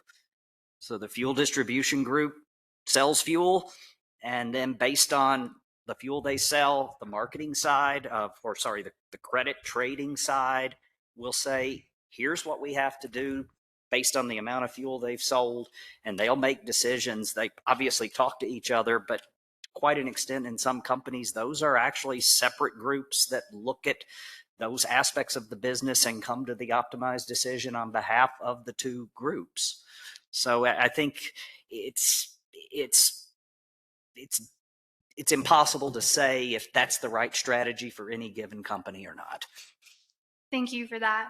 Can you share, in your experience, what it looks, how, I guess, characterize a level of what talking to each other looks like from each side? All companies are different. Some are more vertical than others. Some are more horizontal than others. You may have interface points between those groups. It may be it may be somewhat automated through SAP or other data management systems that the companies run. I'm reluctant to get too in the weeds around how a specific company manages the interfaces between different groups that they have to run their overall business. That's fair. Is it fair to say that compliance with a program like a low carbon fuel program necessarily requires that these two sides of the business have some level of coordination between them? In the end, I would be surprised if there was not some level of coordination. Does a delay in compliance obligations directly benefit a company in terms of being able to reduce near-term compliance costs? Not necessarily. Perhaps they don't have to surrender those credits that they've acquired, but if ultimately you're getting to a 20% CI reduction by 2030, that's a daunting requirement. Credits are going to have to be bought early. So the investment's already been made. The cash has already been spent. The credits are put in the bank for future compliance. So I think it's probably not completely fair to say, well, they've avoided costs. They're looking at the future. They're looking at a pretty steep compliance curve. They're accumulating credits. And so at the end of the day, to say, oh, it's giving them a break, I think that is not true. I think what's really happening there is you're giving the program a chance to create conditions that allow folks to get credits and be in a position to comply. Do you think that reducing the time period for deficit generation, when you have a block of time, and on the sliding scale of when deficit generation starts, you move that up, And so the time period of deficit generation is smaller, and the time period of credit generation is bigger, which is, as I understand it, in high level terms, the phased implementation proposal you're showing. Okay. So if a company is generating its own credits in a big time period to satisfy its deficits in a smaller time period, wouldn't that company need to be looking and analyzing at what its credit generation looks like and what its deficit generation looks like? I can't imagine it would not be doing that. So, yes, I think they're looking at both. Maybe you're taking this somewhere. I'll just say yes and let you continue. Okay, Mr. Carr. Are you aware that NMOGA and API specifically have also asked the board to provide for phased implementation with delayed deficits? I saw that in their witness testimony, yes. Okay. Of their witness testimony, did you read all of it? It's a bit like painting the Brooklyn Bridge. By the time you get through all of it, you have to go back and start rereading it. I did read AFPM's and NMOGA API's testimony at some point. I do remember it broadly consistent in many ways with what HF Sinclair have recommended, but that is as good as my memory is on such short recall. Okay. With your proposal for a phased implementation, have you done any environmental analysis about what the loss of potential greenhouse gas reductions could be under the proposal? I would say that's a false premise. You can rephase that in a way that maintains the same greenhouse gas reductions if that's a primary objective. You're balancing getting the program off the ground successfully, getting to 20% by 2030, and there's a lot of in between there to find the optimum. And you know that I think that's a great discussion. I actually think it's a great discussion to have further when the further modeling work that you indicated last Thursday was going to be done as to what that optimum looks like. So I personally, from my expertise, say let's not get into the weeds of what that looks like right now. Let's get that additional modeling work in hand, and then we can sit down and have a candid discussion around how you go from 0 to 20 by 2030 against all of the considerations that the program has to consider, like EV uptake, like renewable diesel, so on and so forth. Mr. Carr, are you aware that one of the considerations this board has to make is the environmental impacts of a proposal? Well, they're the Environmental Improvement Board. I think it's improvement. I think that's what the E is, or the I. So, yes. Okay. So it's not really fair to say that getting into that perspective of what your proposal would do is too in the weeds, when it's what this board is delegated by the legislature to consider, correct? Objection. That's asked and answered. She just doesn't like the answer. Ms. Sona, hasn't it been answered? I'm not sure this direct question has been answered yet. All right, I maybe. set the foundation, and this is the tie it together question. All right, go ahead. Mr. Carr, do you need me to repeat the question? It would likely be helpful. Okay. Let's see if I can remember exactly how I asked it. You shared that your understanding was that the Environmental Improvement Board does consider environmental improvement. And I had asked you whether or not it was fair to say that getting into the weeds of that just is not something that the board should consider, given your prior testimony, that you understand that is an explicit consideration for that. Objection. I'm not sure there's a question there. I wasn't able to follow it. Can I ask the court reporter to read back my prior question for me? I think that'll be easiest.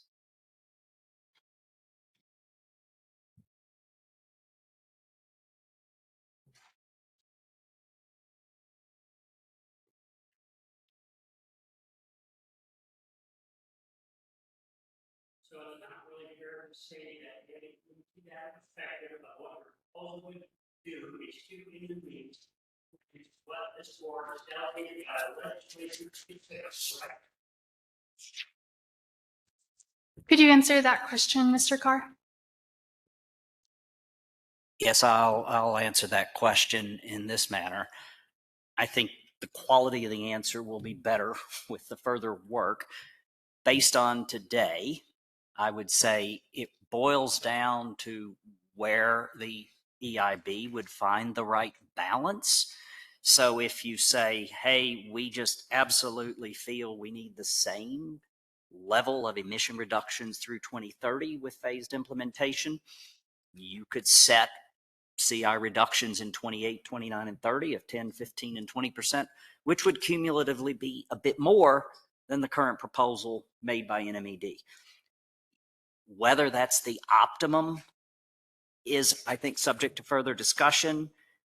There's potentially room that you say, hey, I'd like to maybe have a more modest start to the program in 2017, not 2017, I'm a decade off, sorry, 2027, and not wait until 2028. And you say, hey, let's make it 1% or 2% in 2027, and then ramp up from there on some sort of exponential protocol. Yeah, I think those are fair points to have a discussion. I think it also highlights that what we're saying here is not black and white with what has been proposed in the rule. It's shades of gray and how to get the launch right, how to get the phase in right to deliver the best result for the state, a program that can get off the ground and be successful.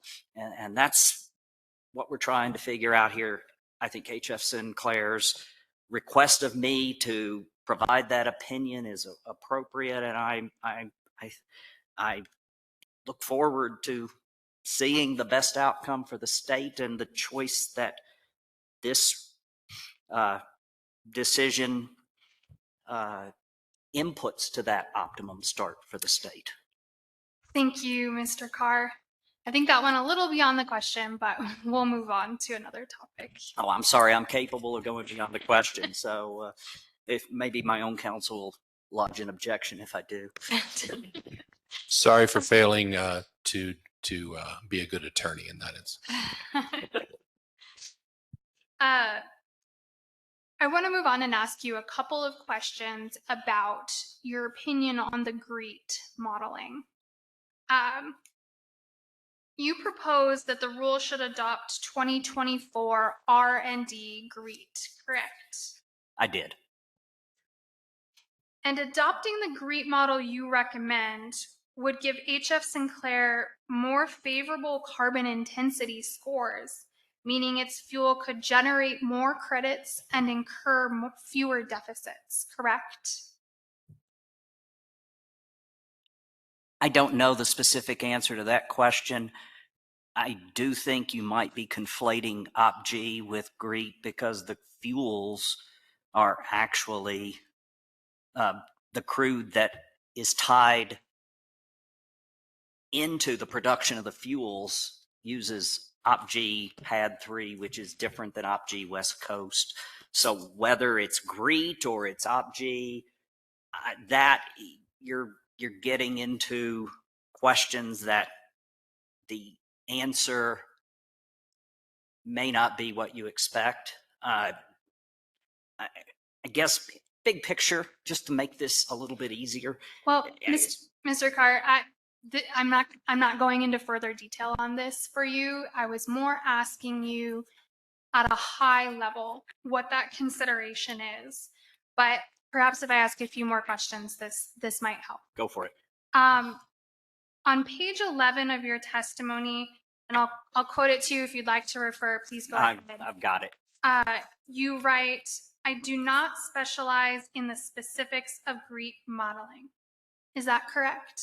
I align with Ms. Miano, and I'm so glad that there are experts who deal with that in a Mr. much Chair, the much question greater is, level of detail. So no, there are experts who make a living in the gory details of the GREET models. I'm very aware that you got to have a good, solid GREET model on which to base your program. I'm simply suggesting 2024 GREET in my own testimony is the better starting point versus 2023 GREET, which is the iPhone of last year. You know, use the latest version.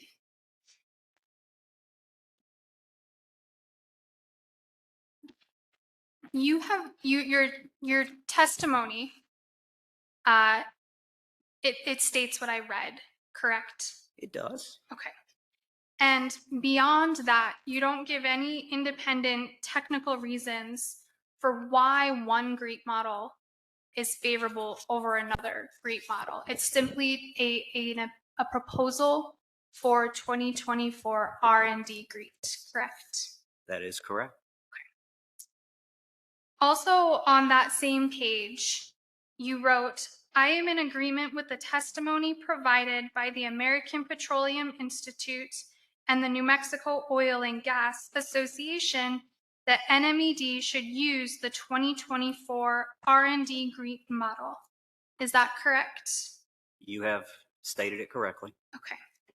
Is it fair to say your recommendation on GREET modeling is based on adopting the position of API and NMOGA and not your own GREET modeling expertise? That's what I've said, yes. So when it comes to GREET modeling, the only technical basis is echoing that of what we're going to hear later in the hearing? That's a bit unfair. What I would say again, you've got, new iPhones come out every year. You have to decide, what model am I going to adopt? As a starting point, I would choose the latest possible model, 2024 GREET, and build from that. That gives you a further ramp before you have to go through another rulemaking like this to change the underlying models and the CIs that result from it. It's a simple, practical consideration that I think the board should give due consideration to. Mr. Carr, did HF Sinclair coordinate its testimony and recommendations with the positions taken by API and NMOGA? I did not see API NMOGA's testimony until it was published in the docket. Mr. Carr, your testimony is that you did not see, let me back up. The testimony you filed and the testimony NMOGA and API filed were both filed on September 2nd. Is that right? Your Honor, she can certainly ask the question, but this, I think, is going to a question he's already answered. I think it's fine if you know the answer, Mr. Carr. Let's make sure I answer the question you want me to answer, so ask it again, please. Would you have any reason to disagree with me telling you that HF Sinclair's testimony and NMOGA and API's testimony were filed on the same day, September 2nd? I know HF Sinclair's testimony was filed on September 2nd. Can you explain for me how you knew to agree with NMOGA and API's testimony about GREET if you didn't coordinate with them before and their testimony was filed on the same day your testimony was filed? I didn't testify before. There were discussions that I was not party to that was attempting to understand everything going on with GREET. I understand that NMED were in some of those discussions trying to find a way through what I think at the end of the day shouldn't be the biggest issue that the board has to deal with. So I was able to benefit from that discussion that I was made aware of, but I was not party to those discussions. From my simple perspective, if there's a 2024 R&D greet out there versus a 2023, why not start your program with the latest version? It's as simple as that.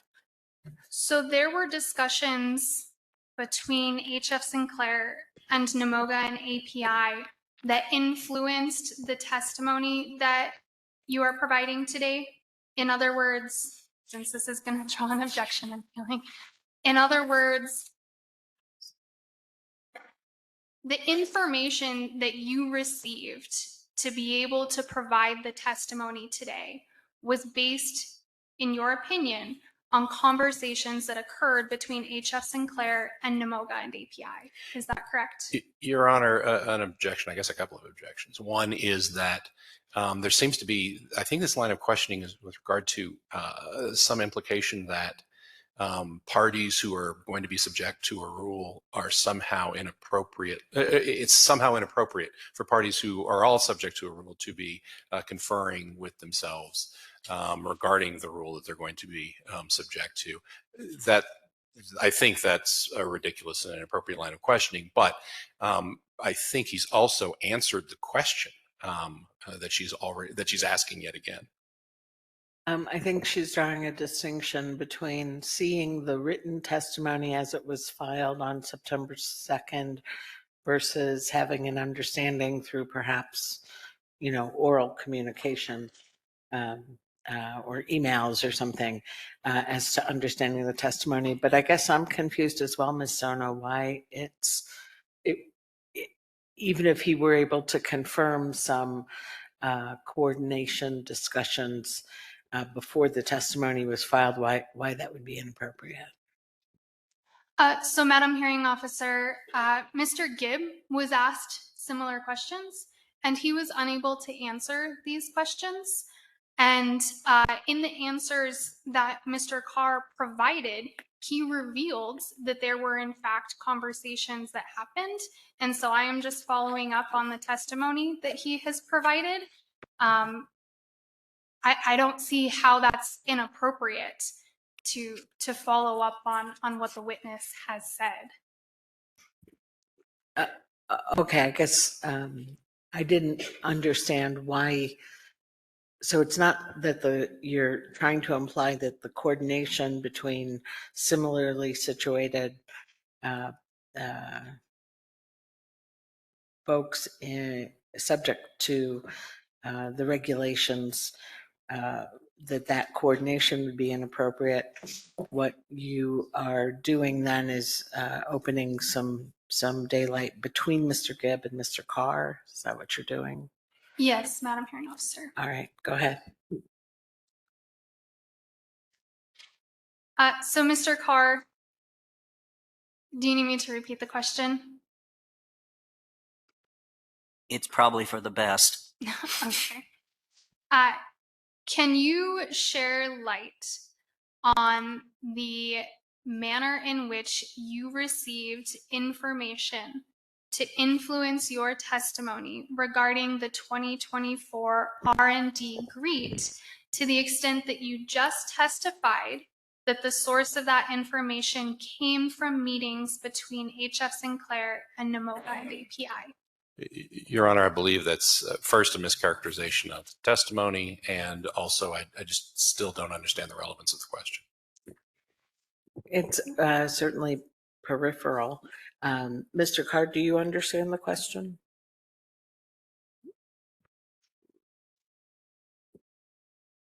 I find the question challenging to understand the motivation. At the end of the day,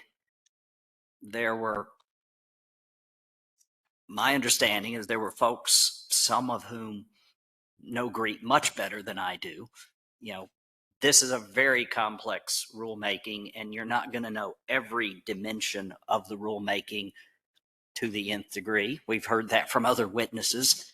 To the extent that there were folks who were involved in discussions that were inclusive, as I understand it, of NMED around can we find a common ground here, that they came to the place that said, hey, we think the 2024 R&D GREET model is the way to go.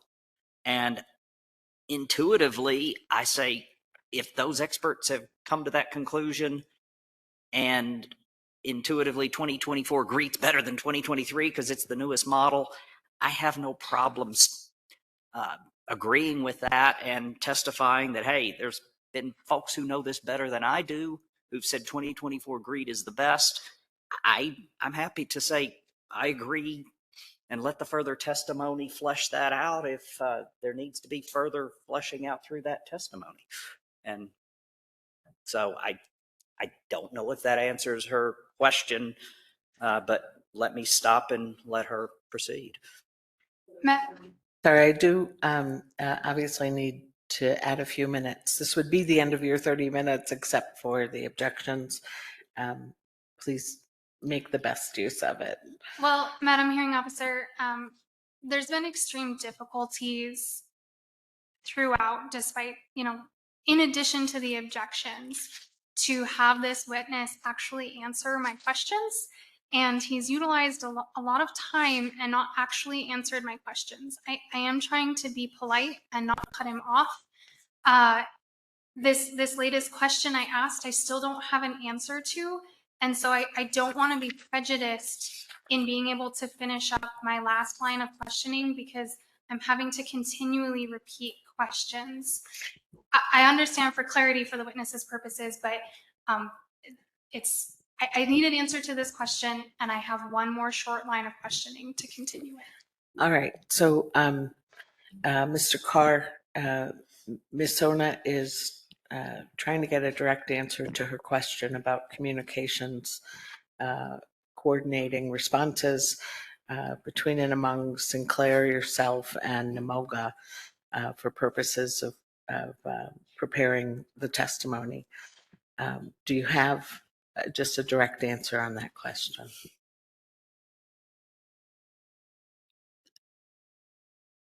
Yes, I am aware that there were discussions with technical folks trying to come to the best answer to this question, to which I was advised this is the answer, and to which, given that expertise, I was happy to accept. I hope that answers the question. Would you move this? It feels like a peripheral issue, Ms. Sona. If you would move on to your last line. Sure. Mr. Carr, thank you for bearing with me. No problem. This is fun.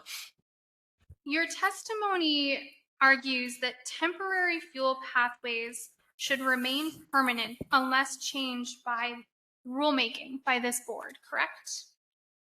That's what the written testimony says. And that approach would guarantee, for example, HF Sinclair's renewable diesel units at the Navajo refinery can continue generating credits even if future scientific updates between rulemakings showed that the fuel should earn fewer credits, correct? Correct.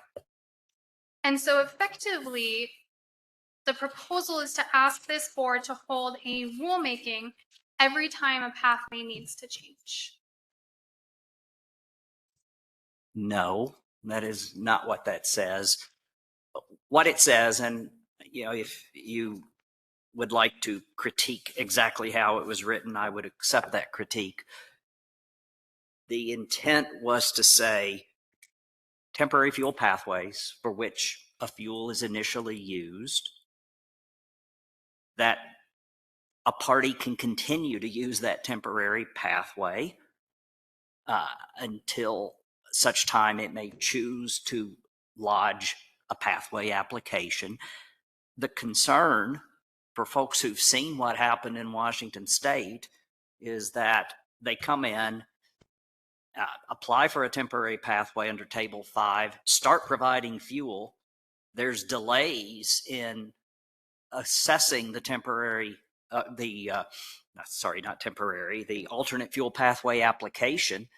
Now they get the door shut on them. They've spent the effort to get a logistic supply chain to bring fuel to the state.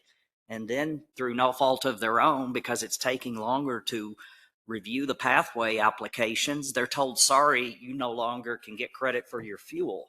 So the core of the advocacy, and I respect that perhaps it didn't come through in the testimony as well as it could have, is that use of the temporary pathways is not cut off. It also did say that when it comes time to update the underlying models that drive the CI outcomes of the fuel, those are rulemakings in other jurisdictions. You know, they don't change from 2014 to 2018 to 2022 GREET without going through a rulemaking. Now, you know, in some jurisdictions, it's not as complex as the rulemaking procedure here, but it's still a coordinated and not trivial effort to make those changes. That kind of goes back to why I said get the latest version, because you don't want to be doing this any more often than you have to. I see that most jurisdictions tend to do it at the same time they've got other issues they need to deal with. So they'll have, I don't know, maybe California just went through a rulemaking. That's a time to look at the GREET model. Give her another minute, because I probably answered too much.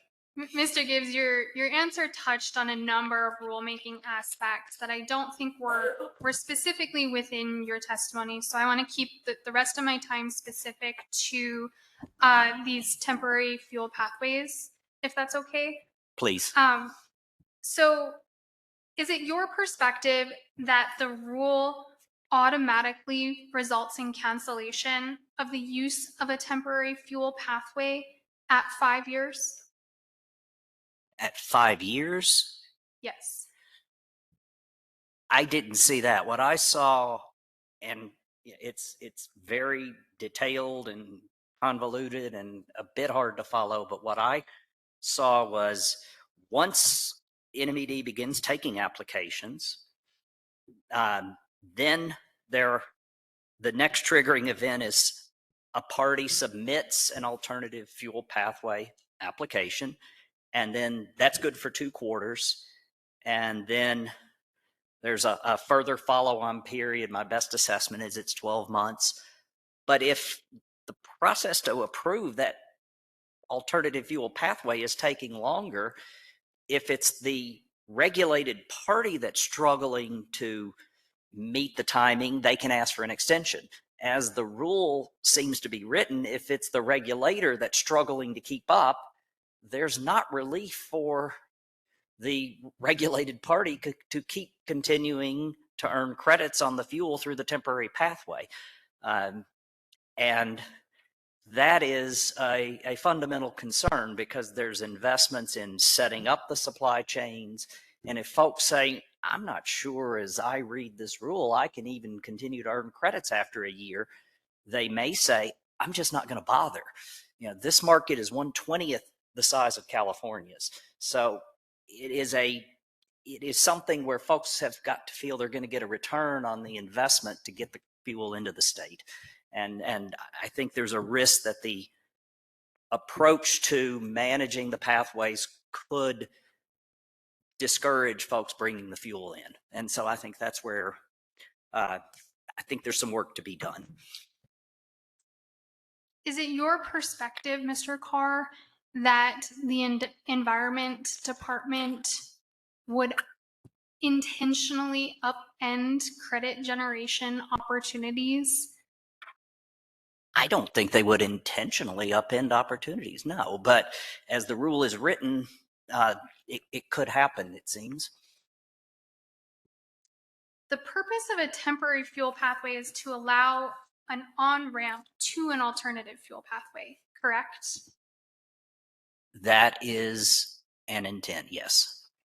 And the purpose of a alternative fuel pathway is to ensure that the pathway is reflective of the best available science, correct? Yes. Madam Hearing Officer, just for a point of clarification, I'm wondering how much time is left? Oh, just about 2 minutes, Ms. Sonner.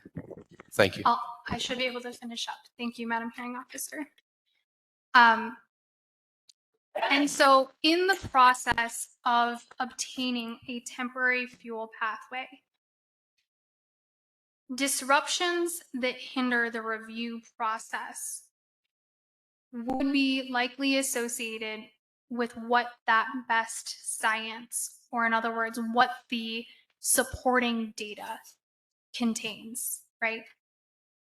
Possibly. It could just be the volume of pathway applications is greater than the capacity to process them.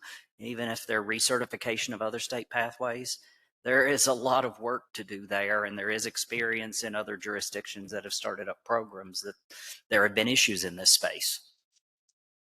And Mr. Carr, one of your proposals was that the Environment Department accept project credits earlier than its initial proposal from 2030, correct? Correct. Okay. Thank you, Madam Hearing Officer. That concludes my questioning. I appreciate the leniency to adjust the time for that. Thank you, Ms. Sarna. And Mr. Gibbs and Mr. Carr, we turn now to board questions. Member Ely. Just a few questions. Thank you both for being here. I've been to the Navajo refinery a couple times. I'd love to get out there while you're doing RD. That would be great. Sometime in the future. Mr. Carr? Yeah. I was wondering if we could get a second mic, because if they're going back and forth, it might be a little more efficient for the board.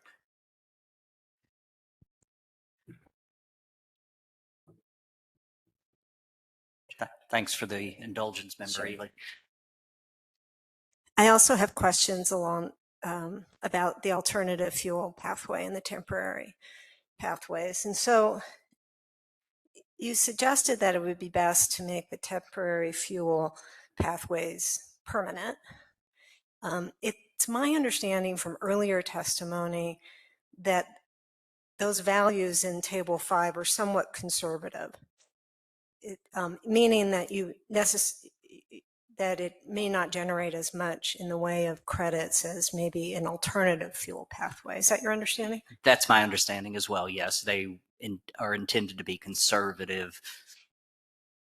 So that you still are generating some credits until you actually get the application for the alternative pathway approved. Correct.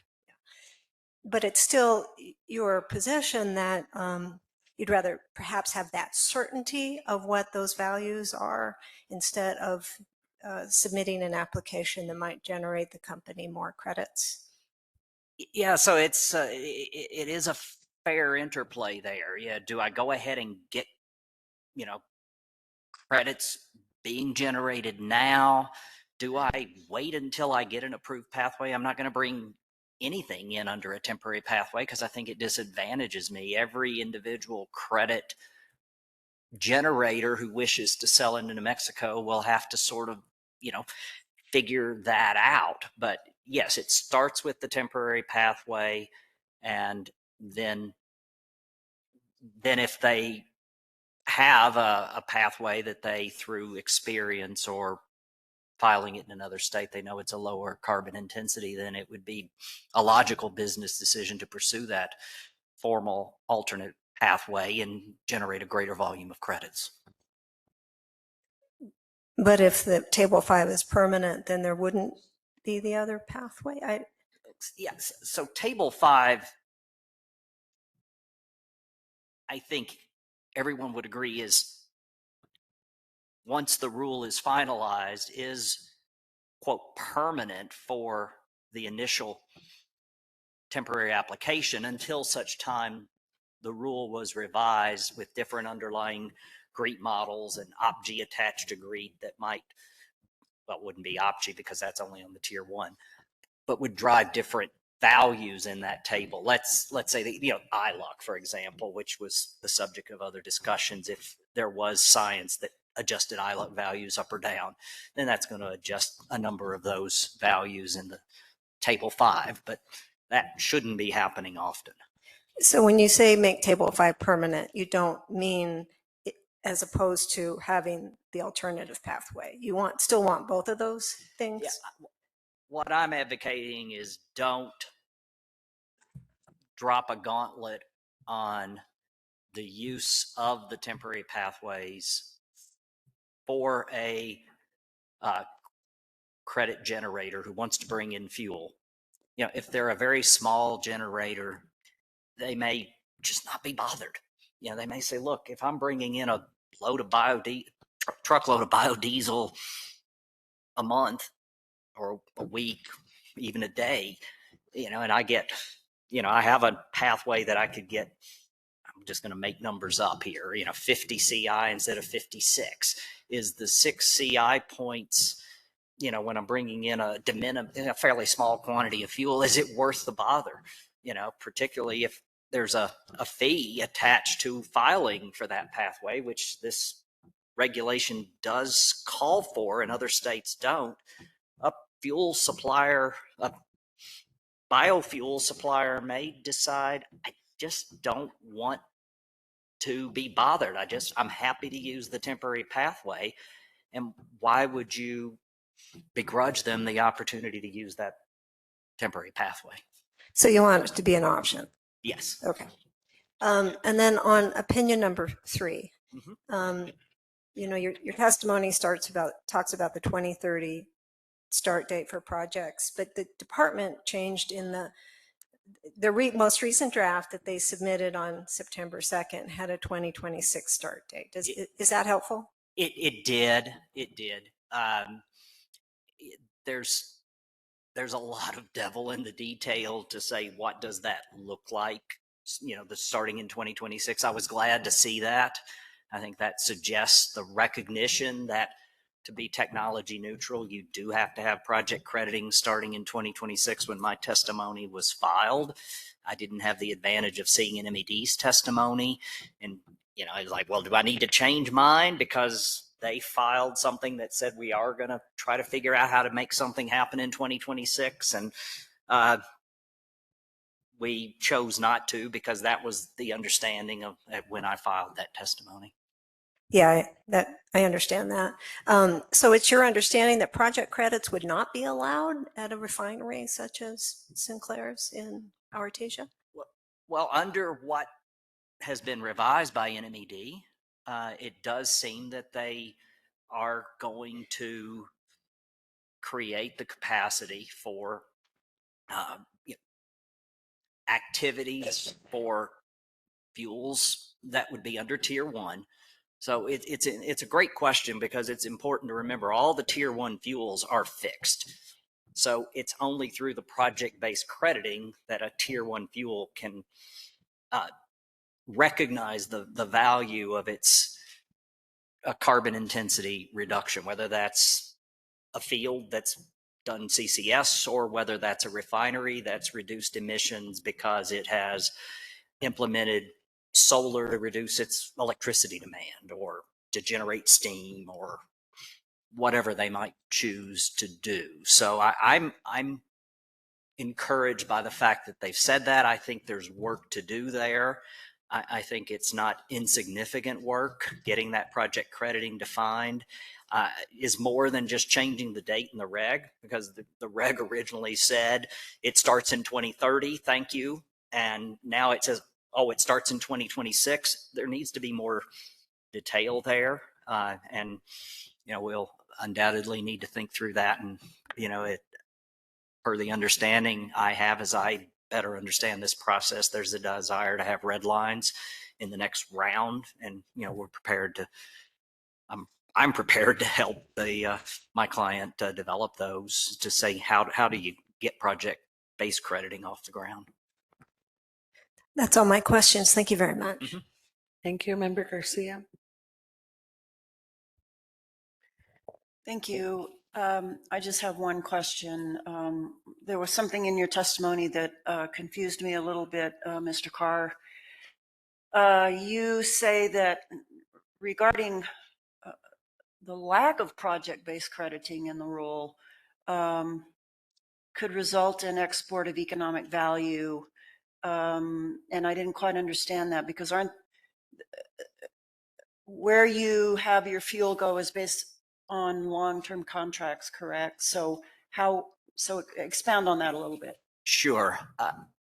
If ethanol manufacturing or renewable diesel manufacturing is in another state and you have limited renewable diesel capacity in the state, it's my understanding that HF Sinclair's RD capacity in Artesia is the only RD capacity in the state at this moment. I'm happy to be corrected on that. If that fuel is being imported from elsewhere, the jobs, the economic value associated with its production is in another state. And so that's what I was speaking to when in my testimony. Okay, I see. Thank you. That's all. Okay, thank you. Thank you. Member Hunker. Thanks both of you for your testimony. One quick question for each of you. Mr. Gibb, there was a lot of discussion during your testimony about providing transportation fuels to New Mexico. And I was curious what percentage of the transportation fuels that are produced at your refinery end up in New Mexico versus other states? Currently, it's about 30%. Okay, that's helpful. Thanks. And Mr. Carr, this is a really easy one. You corrected a typo at the beginning of your oral testimony. Could you repeat that correction? Yes, Right. sir. Yes, sir. On page 5, Member Honker, I actually, Mr. sorry. Carr, it was in the middle of page 6. Yeah, I was going to say, actually, let me correct myself. It was page 6. If your 2028, your first full year compliance, that compliance settlement would be April 30th of the following year. So 2028 should have had compliance reporting due April 30th, 2029. You'd have to be quite clairvoyant to do the compliance reporting 8 months before the year ended. So that was a typo that we caught when we read it. You submit this thing and then you go off and do other things for a couple of weeks and you come back and reread it and say, oops, we missed that. Yeah. So that was that correction. Okay, thanks. That's all I have. Thank you. Thank you. Member Bitzer, do you have questions? This question is a similar line, but it's to Mr. Gibb. He had mentioned that he needed to correct his pre-filed as well because the 80% number was no longer true because he'd expanded capacity. But he didn't specify how much, or perhaps throw a dart roughly at how much of a reduction that amounts to. If it's not 80% anymore, maybe take a stab at how much it is these days. With the additional renewable diesel plants that we have in Wyoming, the PTU capacity compared to the overall renewable diesel fleet that we have is around 50%. So it's a substantial number. Okay. That's all I had. Thank you. Vice Chair Trujillo. Thank you. And I was just writing down some notes here, and I'm not sure if I heard this wrong. Mr. Gibb, did you say that 30% of the fuels that come back to New Mexico are renewable, or just 30% of your refined fuels come back to New Mexico? If you're talking about the refined fuels that are produced by Navajo Refinery, to be honest, it changes quite a bit depending on the market and which market needs gasoline and diesel. It swings somewhere between 30 and 50% of the refinery fuels actually go to New Mexico. Okay. And this is just for my curiosity. I had the pleasure of touring the pipeline control room there at Holly Energy Partners. And I'm curious, when you go through the refining process for biofuels, does that fuel also utilize that same type of process for transportation, or is it always rail? It currently is rail for Artesia. Okay.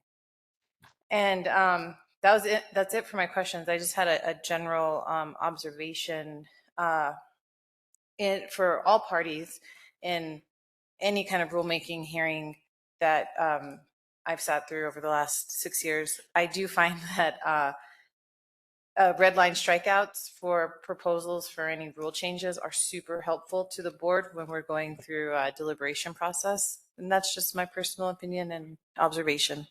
Thank you. Thank you. Madam Chair? Thank you. Actually, I don't have any additional questions. Thank you. All right, thank you. Let's see, Mr. Harris, do you have redirect? Very brief. One question for Mr. Gibb.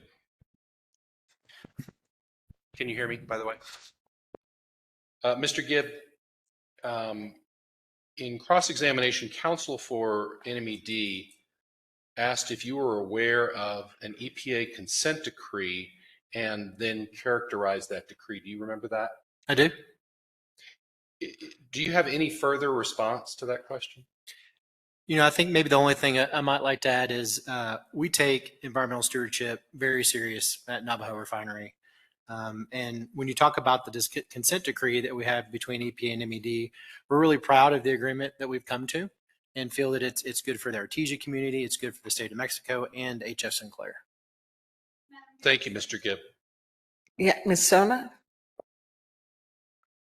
Madam Hearing Officer, I would object to that question and the answer to the question and ask that that be stricken. Council specifically objected to me asking that question and limited that answer into it being a yes or no, prohibiting me from exploring it. And so I don't think it's appropriate on cross-examination to have on redirect to have an open-ended question regarding that. All right, Mr. Harris? I don't recall that I said anything other than objecting to it and then agreeing that the question could be asked and not limiting it. It was a question, and the only limitation was council's own limitation. Are you aware of X that does Y?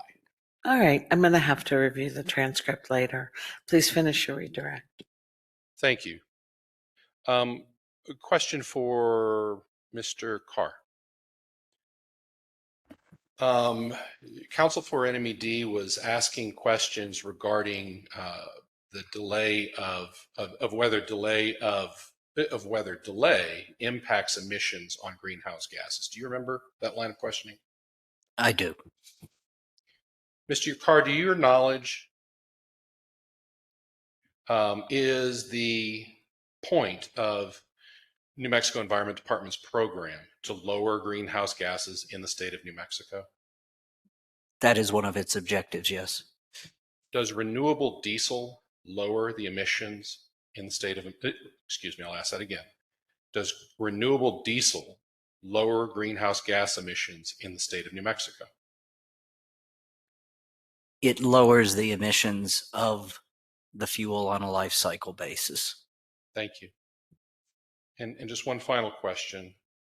And this goes to the line of questioning regarding an information exchange somehow affecting HF Sinclair's credibility.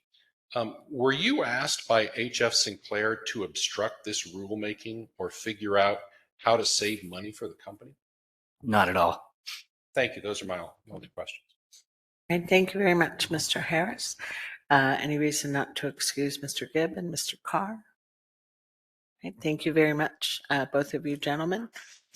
We can take a lunch break here. I would like to talk, and let's just do it off the record, about what else would be possible today aside from the 1 o'clock public comment period, and what else would even be possible tomorrow. As I understand it, Oxy's witnesses, American Fuel's witness, and Moga's remaining 4 witnesses are none of them available until Thursday or Friday. So that's what I'd like to talk about. Let's go off the record.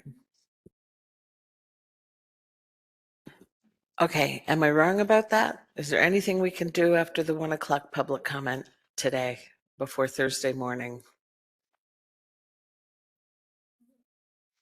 Because I'm already kind of thinking about things like, well, should we start earlier and later on Thursday and Friday? I mean, I can't go into next week. I imagine many of you can't either. Are any of Nemoga's witnesses maybe available virtually today? Miss Sona, I'm looking for answers here. Go ahead.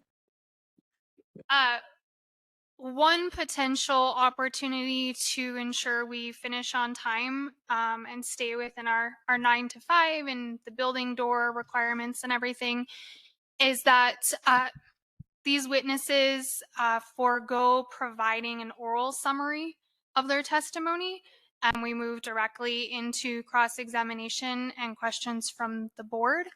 Another opportunity to understand more specifically what the time constraints we're looking at could be is we get an understanding now from the parties whether they have any cross-examination.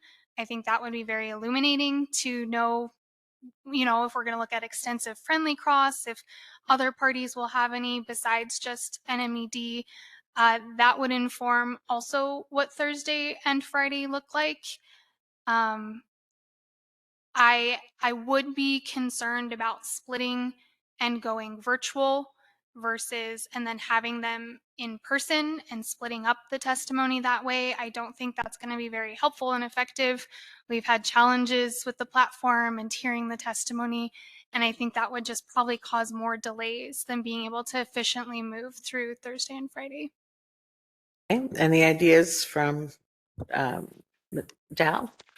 Thank you, Madam Hearing Officer. I guess the one piece of that on the summarizing of testimony, I would object to not having that opportunity, given that the other parties have had that opportunity.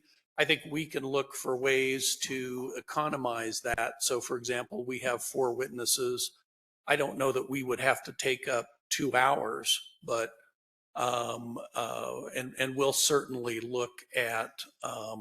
In fact, I don't think we probably would take 2 hours, particularly for Ms. Felix and Mr. Searles. Other than that, as we talked about, and I think Ms. Soni has just indicated, it really is a preference for NMOGA and API to present as a panel for a number of reasons. So, and frankly, I don't know if there's much availability given people are now traveling and so forth. So I don't know that for the NMOGA API part of it, at least, that we really can do anything effectively before Thursday. We will have everybody in, assuming flights come in and so forth, Wednesday evening. So if you would, if there's a possibility of starting a little earlier, I think we could probably work with that. Okay, as I understand it, we can start as early as 8 in this room. Pam has been arriving around 7:40, as I understand it. Any objection to starting at 8 a.m.? No? All right, let's make that a plan then. For tomorrow, since again, it doesn't sound as though there's any testimony to be given after today's 1 o'clock public comment, I'm inclined not to just take the whole day off, but to honor the public comment period, either in person and virtually, or virtually. What I need to do is talk with the interpreters and OPF staff about whether it makes sense for us to come into this room just at 1 p.m. for a little, or to do it from the Runnels building. We just need to have a logistical thing. So I'm inclined to still do a public comment period tomorrow, but not take any technical. Ms. Sona. Yes, Madam Hearing Officer. For public comment on Wednesday, we would ask that remain an opportunity. You know, this hearing's been scheduled and it's been known that this is when the cases were going to be presented. It's fairly frustrating that availability was planned in this manner to really bookend the end of the case with a lot of content. And we have New Mexico agency representative that has been planning to provide public comment. And so Wednesday, unfortunately, is the best day for him. And I believe there may be one other person planning on Wednesday. Right. No, right. I agree with you. It's important to do it. It's important to do it. I just need to confirm the location, and I'll do that before the 1 o'clock today. Is there anything else we can talk about? We will have a public comment period today and tomorrow. We'll plan to start at 8 on Thursday. We can probably go a few minutes past 5, maybe 5:30. I seem to remember the interpreters had a hard stop at 5:30. And then if we need to, again, start at 8 o'clock Friday and see what we can do there. We may have to take a very short lunch break, for example. If anyone has any other ideas, please just offer them up. All right, so let's come back at 1.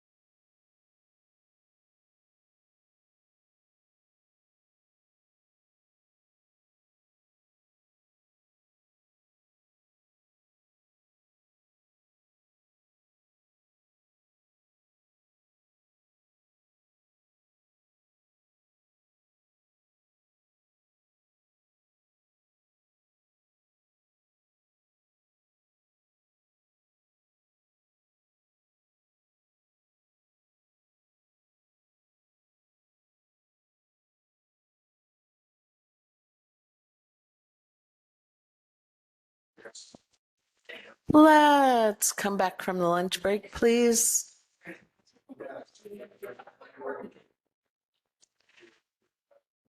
Good afternoon. My name is Felicia Orth, Hearing Officer in EIB 25-23. This is the proposed adoption of the Clean Transportation Fuel Program. We are on day 7 of the hearing, and we've reached our 1 p.m. Public comment period. And I'll ask our interpreter lead to make a statement about the Spanish channel. Good afternoon. For anybody who would like to provide in-person public comment, please come forward and we will interpret for you. If there's anybody who is on the platform that would like to provide public comment in Spanish, you can go to the bottom left-hand corner of your screen, click on the globe, and then choose Spanish. Para cualquier persona que esté aquí presente que quisiera dar un comentario público presencial, por favor pase adelante y le podemos traducir. Y luego para cualquier persona que esté en la plataforma puede hacer su comentario público en español. Tiene que escoger su canal de español y se puede hacer pasar a la esquina inferior a la izquierda y allí puede hacer clic en el mundo y luego escoger español. Thank you very much, Ms. O'Grady. Let me ask first if there is anyone in the room. I know that Mr. Ram is here to offer public comment. Just a few things about public comment. Thank you, Luis. I will ask you to collect your thoughts before you come up because I can only accept your public comment once. I'll ask you to try to keep your comments within 3 minutes. I will ask you to spell your first and last name for the transcript, and the board rules require that comment be made under oath or affirmation. So I will ask you if you swear to tell the truth. Mr. Ram, would you like to come up?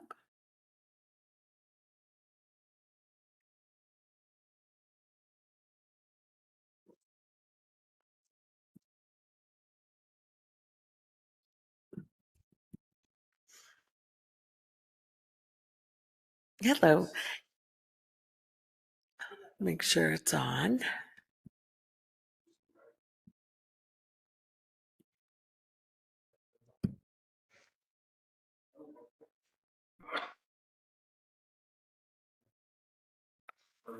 Thank you, Luis. If you would please spell your first and last name. Yeah, first name Joshua, Joshua. Last name Ram, Rahm. Thank you. Do you swear or affirm to tell the truth? Yes, I do. Thank you. I'll start your time. Good afternoon, Madam Hearing Officer and members of the board. My name is Joshua Ram, and I'm here on behalf of the American Soybean Association, representing 500,000 or 500,000 soybean farmers across 30 states. Yes, sir. Farmers are proud to produce food, feed, and renewable fuels in ways that protect land and air. We want to be a part of New Mexico's clean energy future, but it's important not to repeat mistakes made in California's program. One mistake was capping vegetable oils like soybeans, canola, and sunflower. These are proven sustainable feedstocks. A cap would mean less renewable diesel, more fossil fuels, and higher prices for New Mexicans.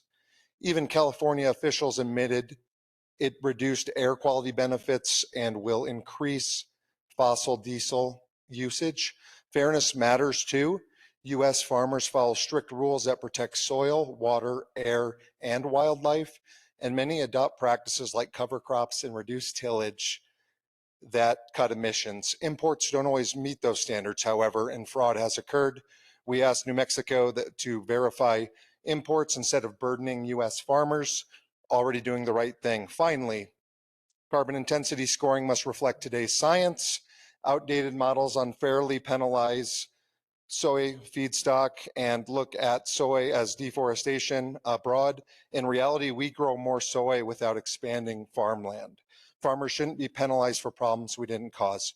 So in closing, here's our ask. Don't cap U.S. soy and other vegetable oil feedstock. Hold imports to the same standards as U.S. farmers. Reward sustainable farming practices use modern science-based scoring models. By doing this, New Mexico can cut emissions, keep fuel affordable, and support farmers who want to be a part of the solution. Thank you so much for your time. Thank you, Mr. Ram. I have another name of someone I believe is in the room, Craig Hammond. Is Mr. Hammond here?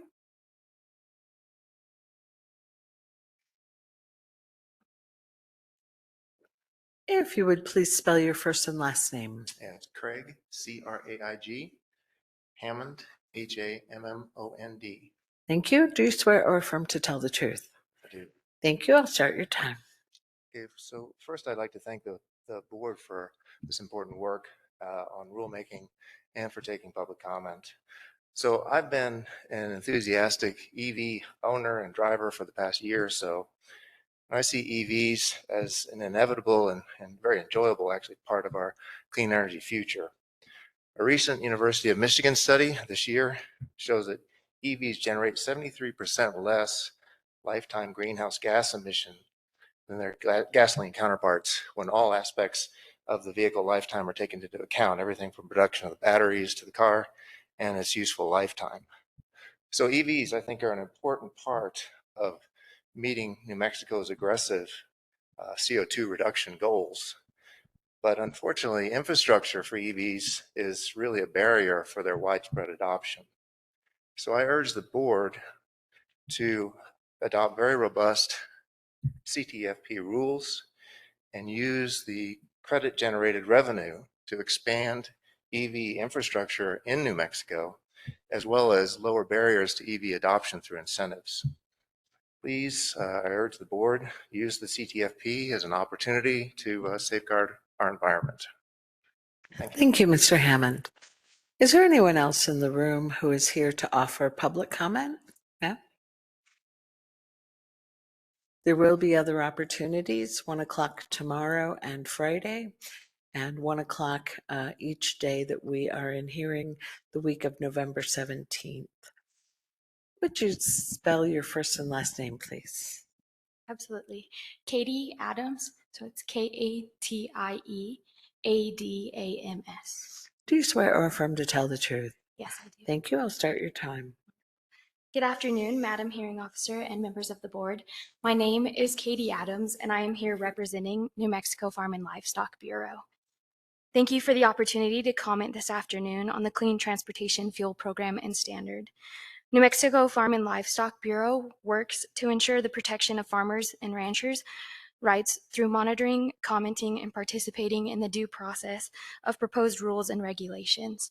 Our mission is to promote and protect agriculture, representing members involved in all aspects of agriculture, from dairy and livestock to fruits and vegetables. Farmers and ranchers serve as stewards of the land and the environment in which we live and operate. NMFLB recognizes the hard work and time that has been put into the Clean Transportation Fuel Program and Standard Draft and appreciates the department hosting public hearings, allowing input from those who may be affected by the mandated regulation. Slow down a little. Sorry. New Mexico Farm and Livestock Bureau stands in opposition of environmental mandates and believes that programs aimed to accomplish environmental goals should be voluntary, incentive-based, and provide a market-driven innovation. We ask that you consider the effect that this program will directly have on our rural communities who must travel longer distances for basic services and threaten the way of rural living. Agricultural operations rely on vehicles and equipment to successfully produce the products used to feed, fuel, and clothe the world. New Mexico agricultural producers are interested in the betterment of our environment. Lastly, NMFLB is supportive of agricultural products such as biofuels, like those made from crop-based feedstock and ethanol, renewable diesel, and biodiesel, which have been positioned well to help reduce emissions. We respectfully ask that as the process moves forward, the committee considers including and inviting agricultural representation to be a participating voice on the advisory committee. Thank you. Thank you, Ms. Adams. Is there anyone else in the room here to offer public comment? Again, there will be many other opportunities. No? Is there anyone online present to offer public comment during this session? No? Thank you, Louise. In that case, let me say that tomorrow we will not be proceeding with any technical testimony in this room or online. We will maintain the 1 p.m. public comment period, and we will meet again in person to proceed through the technical witnesses beginning at 8 a.m. Thursday morning. So those are two little changes in plans. No technical witnesses tomorrow, and our start time Thursday is 8 instead of 9. All right. Thank you all very much.